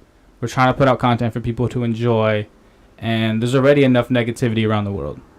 You know what I mean? So like, especially like with us, we already get enough like kind of critiques and criticism and stuff. So it's always great to get that like affirmation that like what you're doing is great. Absolutely. You know, and that motivates you to do better and go harder. Yeah. So a lot of people give me shit for that. For just being positive. Yeah. And I'm like, this is my platform, bro. I mean, if you guys want to critique and do stuff like that, I mean, you can start your own. But I'm here just to be positive. I've always been that person in life, motivating and pushing. And like I say, no one starts off with Eminem's flow. You know? Yeah, no one. So, yeah, everybody starts somewhere. And it's usually the artists and the rappers that are real lyrical and real hip-hop giving me the shit. Yeah. But to me, I look at it as art. Yeah. Rapping is like an art, so you know? Yeah. You can do whatever you want to it, add your own little twist, and that's not my business. I just want to pick out what's good and let you know what's good so you can keep going. Exactly. Yeah, it's kind of like how when music kind of got all like with Trippie Redd, and because I know when the Trippie Redd like era came out, the music like the hip hop kind of changed. Definitely took a shift. You had like Lil Pump, you had like all these different all these different new sounds that are being called hip hop, but they really aren't traditional like hip hop, you know. But it's like that's their hip hop, you know. That's how they want it. That's how they want to do it. Yeah, you know? just And like art. Yeah. And I think what's great about how you do it is like you can listen to it, and then even if you didn't like it, let's just say even if you didn't like it, you'd be like, you know what, I did like this part. That's exactly what I do. I'll take the one thing I do like and push that. Mm-hmm. And I think what that really does is it helps you like understand, you know, and also helps other people understand, you know, because like people can always just be like, so like again, like such a hater mentality, such a negative mentality, and like it gets easier to be negative, you know. But then when you see something positive and you're saying something, and they'll be like, I never even thought about that, you know, and they might revisit it or they might not, but then you did put that thought in their head, and that's all you can do. Yeah. You know, we're not here to change anyone's minds about anything. Absolutely not, yeah. You know, we're here to inspire and hopefully invoke some type of change. Hopefully, maybe. You know what I mean? So. Yeah, but the rappers that are, you know, they're real good, real lyrical. They've been doing it for a while. I get where they're coming from. So on my platform, I share all 805 artists. I don't care who you are, how long you've been doing it, how often you put out a song. None of that. I just put it out and I let, you know, my followers pick who they like, don't like, and then you can go dig into the rest of their music. Right. But so the artists that have been doing it for a while that are serious about it are like, when you post so much, it's just like washed up. There's too many, and you don't have room for the ones that are really doing it and consistent with it and stuff like that. So I see where they're coming from. Yeah. But this is my platform, and this is how I'm doing it, and you know. And people, I mean, and it's cool too when you do it like that. When you take a stance on it like that, I think two things happen. Like you kind of weed out the people that really didn't, weren't like about that, and then they leave, and that's fine. But then you also attract the people that you do want. Yeah. Following you. Positive people, yeah. Exactly. And so that's what taking a stance is like. Sometimes, like, especially I know, like in the audio industry, like it's like not a good thing, you know, because I remember I was like talking to this guy, and we were thinking about starting a podcast together, and like we're gonna co-host and stuff, because eventually I want like 2 shows to kind of run one completely different from the other. And we were talking and kind of spitballing and stuff, and then I shot him this idea where kind of like we kind of find a place where we're at opposing sides, where he's standing on one thing and I stand on the other. And then he instantly didn't like it because he was just like, oh, what that does is like you completely like cut the audience in half. And I'm like why though? You know, you have to take a stance on something though. Yeah. You know, you can't just be floating around or else people can never relate to you. Exactly. Because no one just floats around. You know, people have stances. Yeah. You know, I agree.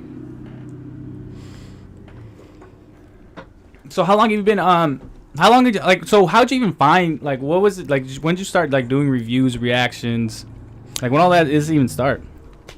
So let's see. I'd say about a year and a half ago, 2 years ago now. Do you know who the Boy West Coast is? Okay, he's from the 805. He made this song. It came really popular on TikTok, and it kind of blew up. Right.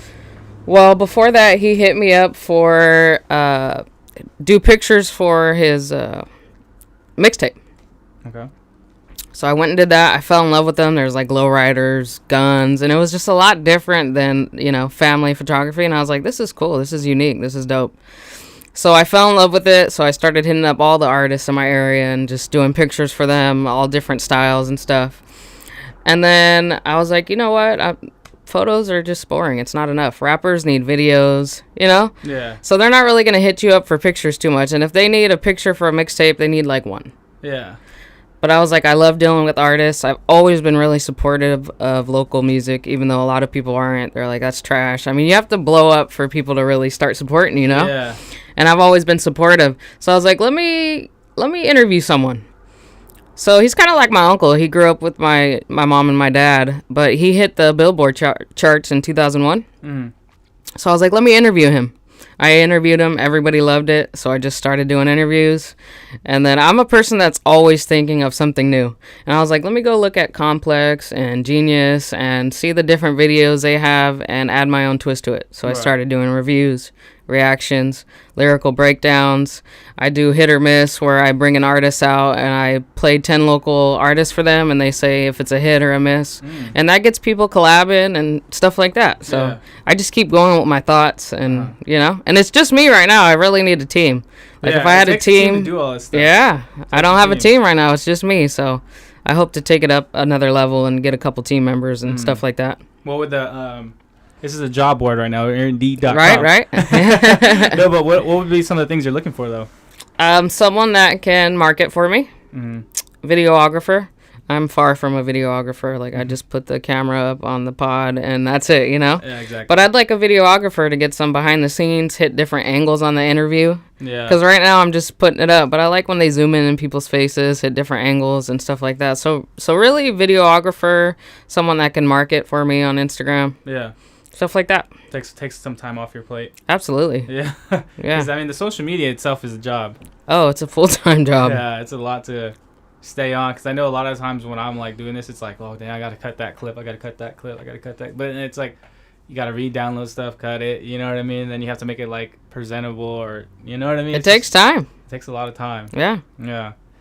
Yeah, because also, too, I don't know if you know this, just to help you out, but how I do it, I just do it on iMovie right now. And because it's my first time, like, well, this is with the camera. Hey, guys. It's the first time I'm messing with it. And so what I've learned is you can create almost 3 to 4 angles based on just on that. Okay. And so I don't know how you do it on other softwares. I just do it on iMovie because I'm a basic bitch. But if you can cut scenes, and then when you cut the scene, you crop. So like you can create 3 different angles. So I can create an angle where it's just cropped on me and I'm just talking, and then crop it back to you. So you have to cut the scene. So that's 2 angles right there, but it's 1 angle. Okay. And then you cut back for the wide shot, the pan, and then you can like zoom back in, zoom over here, and then you're just cropping though. It's like manipulation basically. You crop it where you're just seeing me talk right now, and then when I pass it back to you, it's cropped onto you now. Very helpful, because I thought it had to be like a couple different cameras and one zoomed in, one zoomed out, you know? That's how much I don't know, bro. Eventually you want to do that. Yeah, because I mean that's the best, right? But that's a lot of money. It's a lot more time. It's a lot more stuff to download.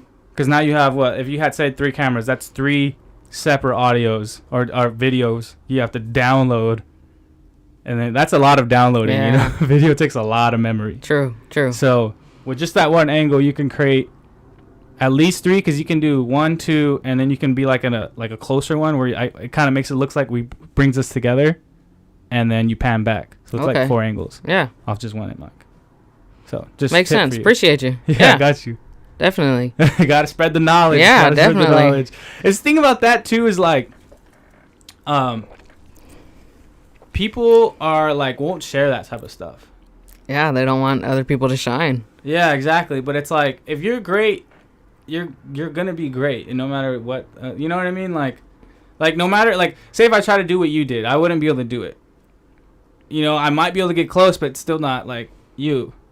Same. I feel the same about you, bro. Yeah.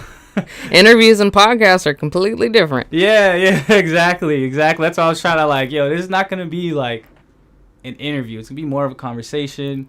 Yeah, I do have questions. Yeah, I do want to like talk about certain things, but that's more so for the audience, so they get something out of it. Exactly. And you're gonna see me looking at my phone, but I'm not. I forgot to set up the hotspot on here, so I don't have my outline on here. Oh, bummer. Okay, yeah. That slipped I always forget something. This is why I need a team. Serious? I always forget. It's like I got the. Nah, bro, you need a little notepad. I got the set and up. write it all down. Yeah. That's true. Yeah, and then it's just a lot going on when you're doing it. Seriously, yeah. Yeah. So you kind of answered 2 questions in one, because I was gonna ask you, like how you connected with so many artists, like, because you seem like, when I look at your page, it looks like you're really like embedded, at least in the 805 over here, with a lot of artists. You seem really connected, and like I kind of wanted to know more, like how'd you get so like connected with everybody? So it started in Lompoc. I mean, we have a lot of artists in Lompoc, and I know a lot of them. And I've always supported them. Mm-hmm. So that was easy when I first started, I just started sharing Lompoc artists. But as you do that, you'll post like a Lompoc artist that has a artist from a different city featured. So you post their music, and then they add you, and they're like, thanks, bro. And then you guys get in a conversation, and it just keeps going. Yeah.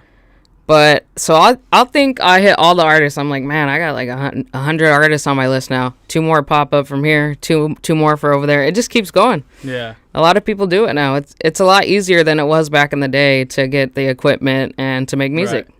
Right. Yeah. Because I was wondering about that too. Because that's similar to my experience with podcasting and guests and stuff. Snowballs. Yeah, it just snowballs, because like you do one guest, and you're gauging with whoever their followers are, and then you might get 1, 2, 3 people from their followers like, hey, I want to be on the show too, and then they hit you up, and then so it's and I try to build actual genuine relationships. Yeah, exactly. So there's some people I've been talking to probably a year on there. We've never met, but it feels like we know each other well. I mean, that's other than going viral, that's the other way to be really like. It's not about the followers. It's about the connections you have with the followers you do have. Connections and community. Because at the end of the day, it's still humans. And we thrive on connections with people. Exactly. We thrive on relationships. We thrive on having community and feeling like you're a part of something. I see other music pages. They have 20,000 followers. I'm at like 2,100 right now. Small. Their engagement is nothing compared to mine. And that's from, Engage. Yeah, it's important. Yeah. It's from the connections. Exactly. Not just mass followers that, have no connection with you. They're not going to comment. They're not going to engage. Mm-hmm. So I've learned that. So that's kind of how you built it so far. Same with artists. Artists think they got to have a lot of followers on Spotify or wherever. But if you build actual real fans, say you have like 100 fans and they listen to your music 10 times a day, a song 10 times a day, that's a lot of streams. Yeah. You don't need a huge following. Exactly. Yeah, that's true. And that's actually funny, because the first person to bring that to me was a comedian named Trevor Wallace. I don't know, you might know him. He always goes viral on YouTube. I don't know him. I don't know. I wish I did. Yeah. But I've listened to his podcast, and it's like a goofy podcast. It's called Stiff Socks, and I like to listen to people I kind of look up to on podcasts, because every now and then they'll drop gems. Absolutely. They'll drop gems and give you kind of a look behind the curtain. I don't know if they know that they're doing it. They might, because when you're talking for hours and stuff, you just kind of like just started going, Yeah. And I was listening to his, and he was talking about, he's like, he kind of did the math. He broke down the math. He's like realistically, you need about 100 people to really fuck with you, if you to make like decent money off anything. He's like, because if you sell a tee, and you sell it for like $20, and you have 100 people that fuck with you, the 100 people buy it. Like, do the math. You know what I mean? And you're able to do that like consistently, and you have like, you know what I mean? All you need is like 100 people that really fuck with you and that will like, you know what I mean? Like really support you, and that's all you really need. And more than that, you're just, you're playing with house money at that point. That's why you got to build real connections with the people that do follow you. I don't care if it's 10 people. Mm-hmm. Yeah, because that's also another thing is people are like feel really like entitled. They're like, oh, this video is fire. Like, why didn't I get like all these views and stuff? But it's like, why should you though? There's so many artists out there. Exactly. And, if you're not unique and something doesn't pop, it's about the connections. Exactly. Because my thing is too is like even if I get like, especially when I'm starting YouTube, even if I get like 10 views, I'm like, dope. Like, hell yeah. You know what I mean? Because that's 10 people that took the time to like, seriously. Look at it, yeah. And like that's cool to me. And artists think they can put out a hot ass track, hot visuals, and just like drop it and not put any footwork, and they're gonna get a bunch of views and engagement. But it's not like that way. Mm-mm. You got to get out there. But I noticed with social media, followers is a vanity thing, and people take you more serious when you have a lot more followers. Yeah. It's sad, but it's true. It's true. Yeah, it's a reality of the situation. It helps you get into doors. It does. For sure. And there's artists that I've followed from the beginning when I had 300 followers. They didn't follow me back. Yeah. Now that I'm creating some noise and buzz, they'll follow me now. So, It's crazy. Yeah. It's a crazy how it works. World in that sense. Yeah. 'Cause Our really self-worth on social media is our followers. Yeah. And our views. Have you ever seen that Black Mirror episode, Nosedive? No. No? You should definitely check it out.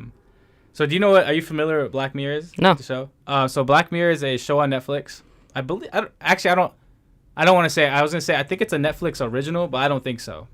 But I don't know. So basically it's like, have you ever heard of Twilight Zone? Mm-mm. Never heard of Twilight Zone either? Okay, so Twilight I don't Zone's watch like TV, bro, at all. I don't watch TV at all. Okay.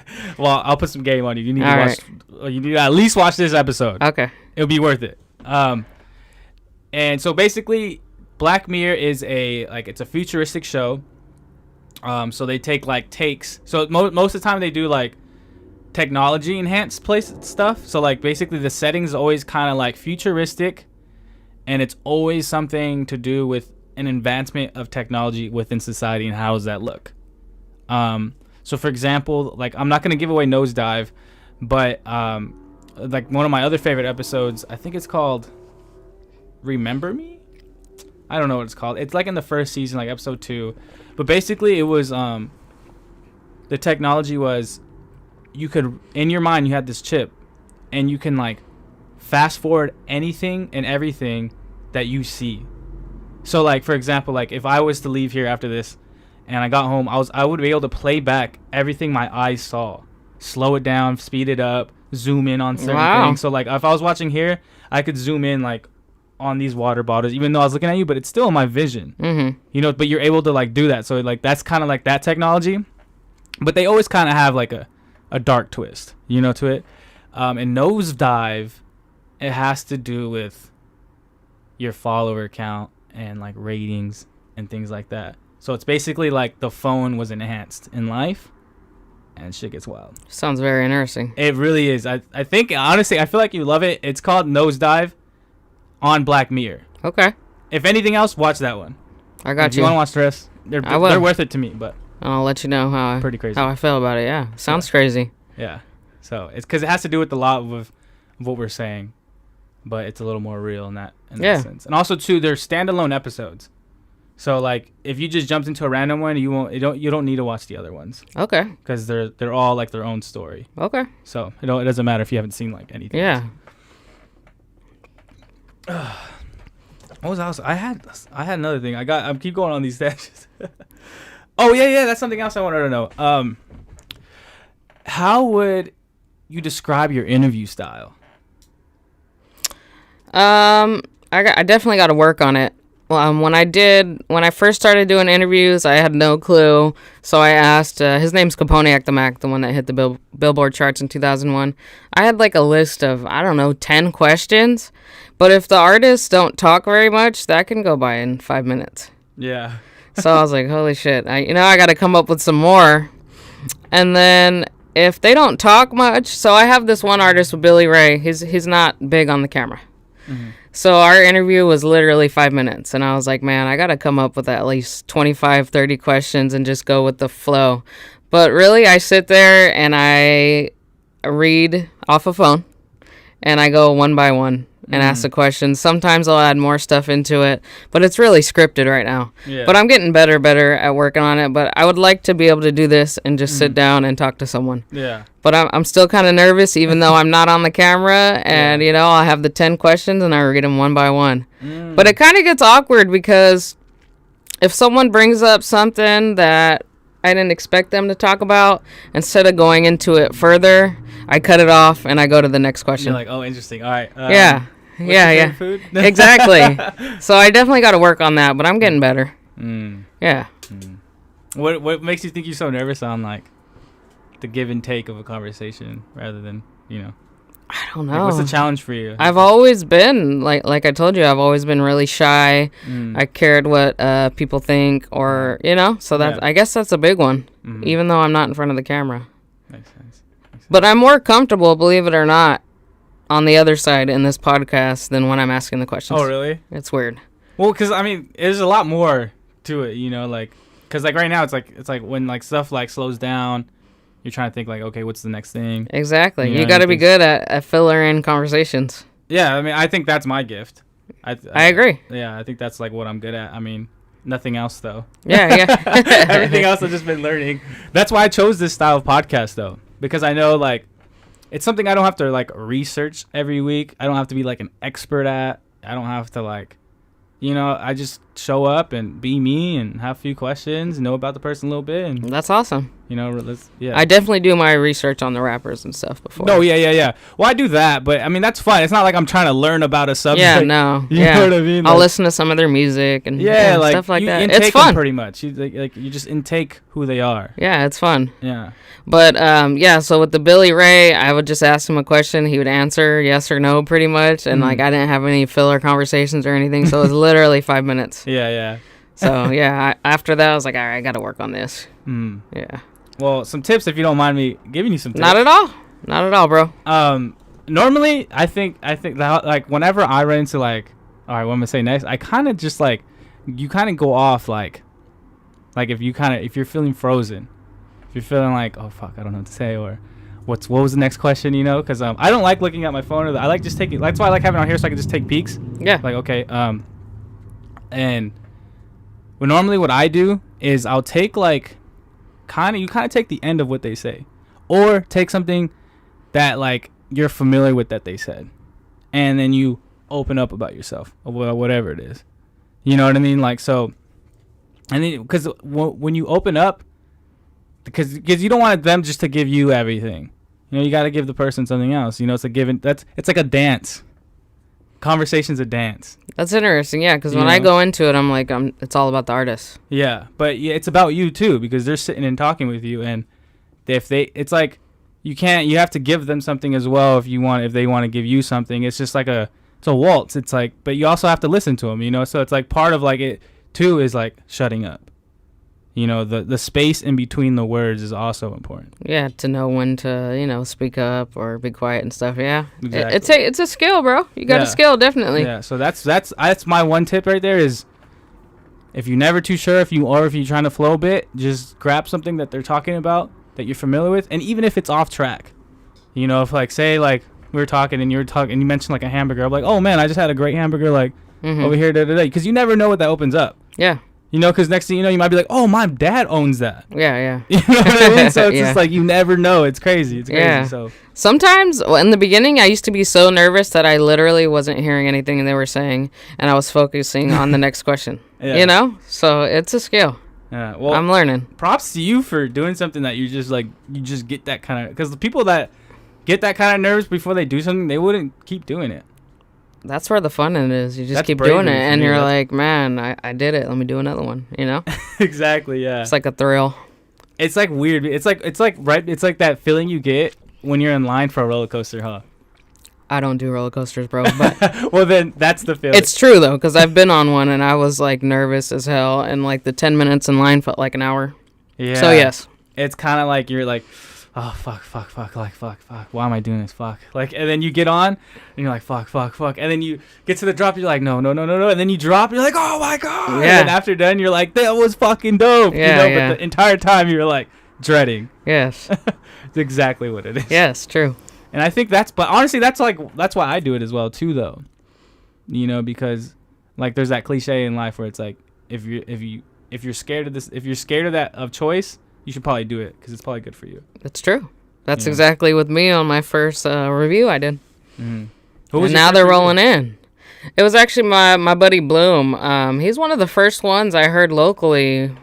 2008, I was like a sophomore, and he shot me this song, and I was like, it was called Illy Headsets, and I was like, this is amazing. This song is as good as the guys on the radio, and this could be on the radio. And that's when I was like, wow, you know, locals can make just as good music. Yeah, you know who's doing that for me right now? Who? He's from Paso as well. He was on.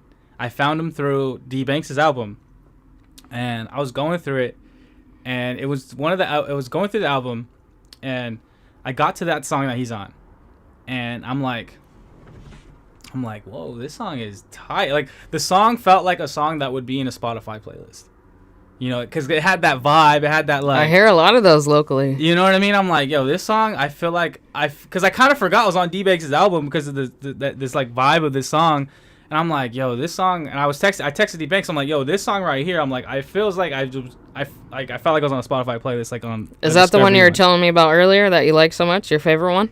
I don't know. I'll get if Okay. I did. I don't know who I told you. It probably is. Okay. Because he's the only one right now that I've been listening to a lot. Because also he's coming on the show. And his name is forgive me, dude, if I picked this up. I know it's Deja Vu, but it's FR Deja Vu. Do you know who that is? I've never heard of him. FR You putting Deja me Vu. on to someone, bro. He's on on Havoc.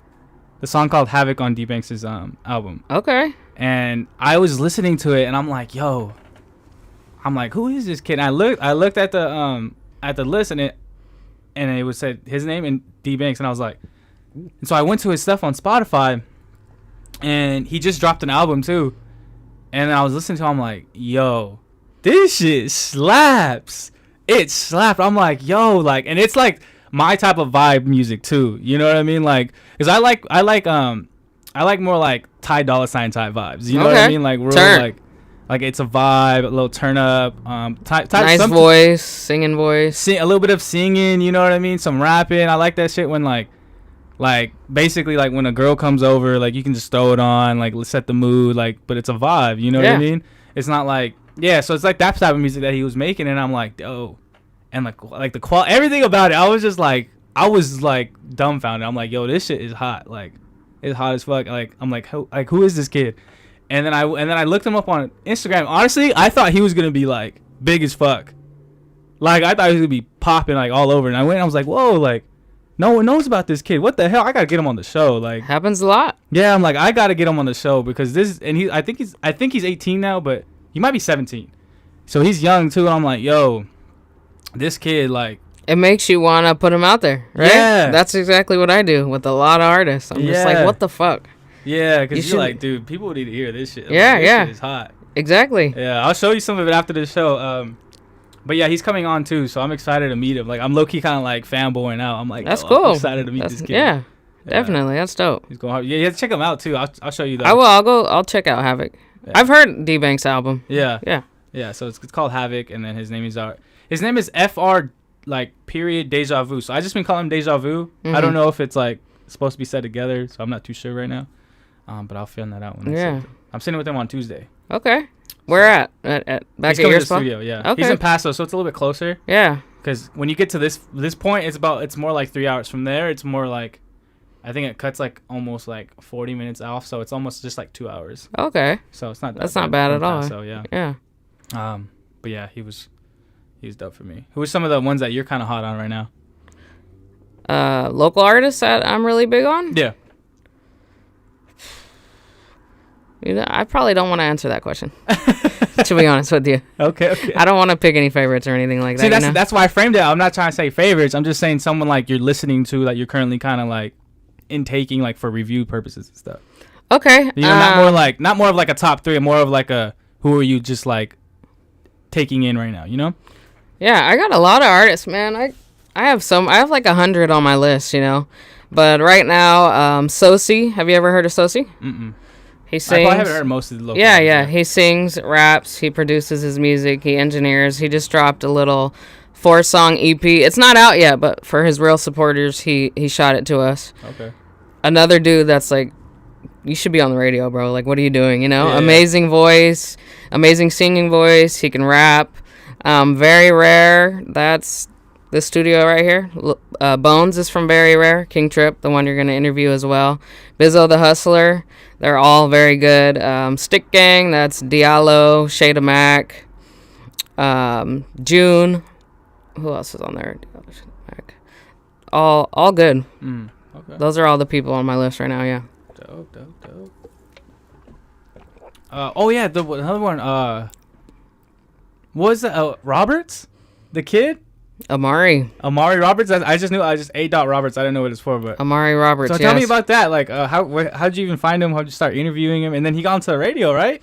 Yeah, how'd that come about too? That was wild. So Amari and Lompoc, we kind of all know each other. Okay. So I know his uncles, his parents. He has 3 very talented uncles, so I guess it runs in the family. But his song started circulating on Facebook. I was like, let me check this out.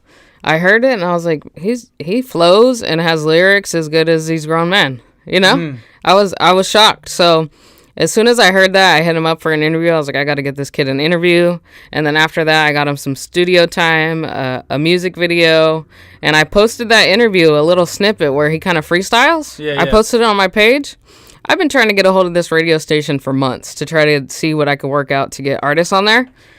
They finally reached back because I think it's because he's so young and he's so talented. Yeah. And they're like, this is good or something. I was like, we should get him on the show. They sent me a message, and within 3 weeks, he was on the radio. Wow. So he helped me build that connection as well with the radio station that I've been trying to fill. Wow. That kid's very good. He just needs.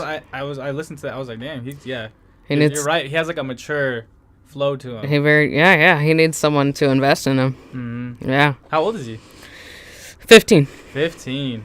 Man, these young kids are talented. I kept calling him 14. I think when I first heard about him, he was 14, so I kept saying 14. He's like, I'm 15. I was like, all right, my bad, bro. It's a big deal when you're that age, you know? When you're that age, yeah. Yeah. Those ages, man. I think you stop caring when you get to like 20, 21 maybe. You just kind of like, I think 21, because then you stop caring about it. It's like, oh, you can drink? All right, don't matter. Yeah, exactly. You can drink at like 20. It's a big deal for him, though. Yeah, exactly. I'm like, and then he's like, you don't have to put 15-year-old rapper every time. I'm like, bro, it's about the views and stuff. People, when they see 15-year-old rapper, they're gonna be on it. Yeah, when you get to a certain stature, we'll stop saying. When you get to 16, maybe. Yeah, exactly. When you get to 16, it's like, he's serious about it though. He's like, I just want to be my own man. You know, I don't want to be classified as the 15-year-old rapper. That sounds like he has I get it. He has a good head on his shoulders. Absolutely. Because that's something like I probably wouldn't think about as 15. Yeah, exactly. He's serious about it. Right. That's pretty dope. And he records off of his phone. Okay. He writes all his own music. No one helps him. It's amazing. Wow. How does he get the beats? YouTube probably. YouTube beats. I'm sure he doesn't buy them. Free nonprofit. Yeah. Stuff like that. Yeah, exactly. Yeah. So if he had someone invest in him, that kid, he'll be going somewhere for sure. That's pretty cool that you did that for him though, because it's like, you know, who else would? I'm really about the kids more than anything. And I'd like to open a nonprofit studio, kind of where like the government sends you a check and you get people in there in the studio. There's a lot of gang stuff going on in my town. Mm-hmm. And music is the only thing I've seen bring enemies together. Mm-hmm. It's amazing. Yeah. So if I could get a studio, nonprofit, they don't have to pay to come in my city, that would help a lot. Mm-hmm. So it's really all about the kids and connecting them and breaking that barrier with the gangs and stuff. Mm-hmm. So when I heard him, I had to pick him up right away. Right. Yeah, I think Chance the Rapper came out of like a studio like that. Did he? A nonprofit? Out of Chicago, there was a studio. I think one of his programs or something like that. I think it was like So they would get together. It was kind of like what you're talking about, and Chance became Chance through that. Exactly. I would. That's my main goal. Yeah. I got to start researching how to get a nonprofit studio, but I know they have them at the Boys and Girls Club. My daughter actually made. See, I think that's what it was. That Chance. It was a Boys okay. and, It's called Notes for Notes or something. But yeah, they brought my daughter in there. She made a song with the guitar and stuff. But I think it's great to get kids off the street.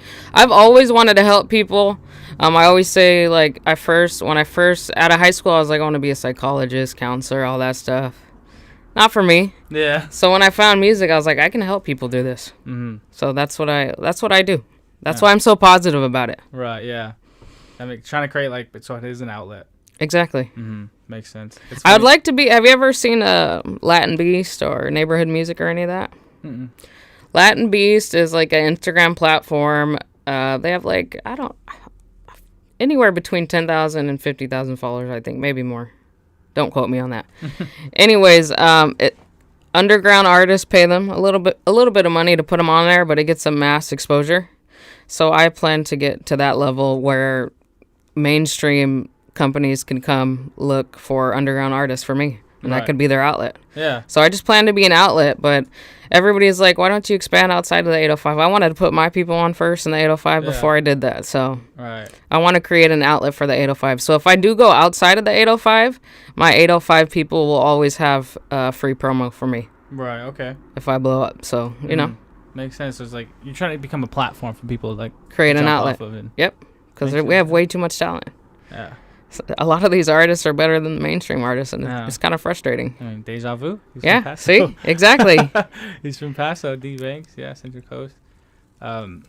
That's dope because it's funny. It's funny that you're saying this because our head kind of works. It's the same because like you wanted to counselor and stuff. I got my degree in psychology, so I wanted to do the same thing. I went and got the degree and stuff, and which I still kind of might want to do. I kind of might want to be like an academic advisor or a college counselor in that some way to help people out with their education and like help them through the journey and stuff. But I remember I kind of wanted to be just like a counselor, you know. And I took my first intro to counseling class. This was like my senior year, so I was already in too deep. And we learned about like counseling theory. We had to do like mock counseling sessions where like one person's the counselor, one's the counselee, and then you flip roles and record it, kind of like what we're doing now, honestly. Yeah, kind of reminds me of it. But we had to do all that, and I remember like I went through the whole entire class, and I'm like, dang, like to do that every day, like taking in everyone's problems, and it'll affect you. It's for sure. like, and also too in that sense, like as a counselor, you can't really like give anything, like you can't give advice, you can't really share your experiences. You gotta be professional and do it how they teach you. Professional and just take it in and be like, you know, and like it just feels cold. Yeah. You know, like I know there's good counselors out there where like it just feels like it would be hard to be cold and warm at the same time. And I'm sure a lot of them have mental issues from listening to people's problem all day. And being burnt out. Yeah. It's just a lot. So I was like, I want to find a fun way, and this just came to me. Like I told you, I did some photos, so this is a fun way of helping people out. Yeah. Not so traditional, and you know. Exactly. Yeah. See, and that's why that's kind of what eventually I want to move to with the podcasting thing is be like somebody that helps people like create, produce their podcasts and stuff. And eventually, I would like a place like this where podcasters they can come and like you don't have the equipment or anything, it's just to show up and. You know, it'd be like they can record, they bring their own camera and stuff, but I'll have the mics and I'll have everything else. And that's big too. And people just they can pay you a little fee to borrow your equipment because I could use that. Yeah. You know, yeah, if you were in my area, I'd be like, hey, bro, can I rent out all this stuff? Because I don't have any of that. Exactly. I got my little lab. So that's smart. Yeah. So eventually I want to get to that space where I'm helping other people out create what they want to create. That's what life's all about. Yeah. Helping other people out. I think so too. I think that's really the key to life is. Key to happiness too. Yeah, because I mean, if you're gonna be at the top, you're just gonna be up there by yourself. Like, you know, you lend some hands, get up here too. I think it's like how did you say it? It's a there's like a perfect way to say it, but pretty much it's like there's enough to go around. You know, we can all eat, like really, like realistically, there's enough for everyone to eat. Like it doesn't have to be all for me or all for you or all for there's enough for everyone to eat and be. There's some real greedy people up at top that are real lonely. Exactly. So yeah. Exactly. I agree. Yeah. One thing I wanted to talk to you about too, and this is because there's a little more mainstream right here for you. Because I only seen it. You talked about it briefly on your page. Just because it's a hot topic, and this is something. This is like, I think this is. It became my guilty pleasure. To like, really like, just consume everything about it, and that's the all the 6ix9ine stuff. Like, just because it was just so wild, you know. Like, I don't know if you know, but there's like a new documentary on Hulu about the whole situation with 6ix9ine. No, I didn't know. That's out, full story visually. There's also a full, I think it's an 8 or 10 episode series, a podcast of the whole 6ix9ine thing, and you know all that stuff. And so, it's something I kind of followed a lot. You know what I mean? I was always kind of like the ironic viewer.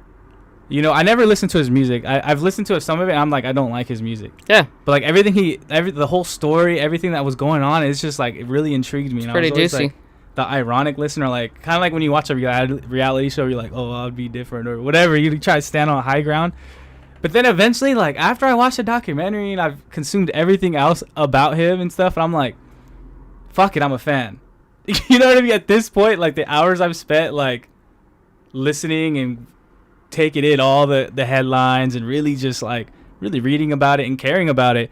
And, like, I'm like, you know what? Fuck it. I'm a 6ix9ine fan. Like, I've been, like, trying to, like, keep myself from saying it, but I'm like, fuck it. Yeah. Like, you know, I'm just not going to deny it no more. I don't listen to his music, though. I don't like it. But his, like, everything, I'm like, he puts on, like, a show for social media, so I think that's what you're a fan of. And, like, it's not, like, something I love about him, but there's something there that he understands.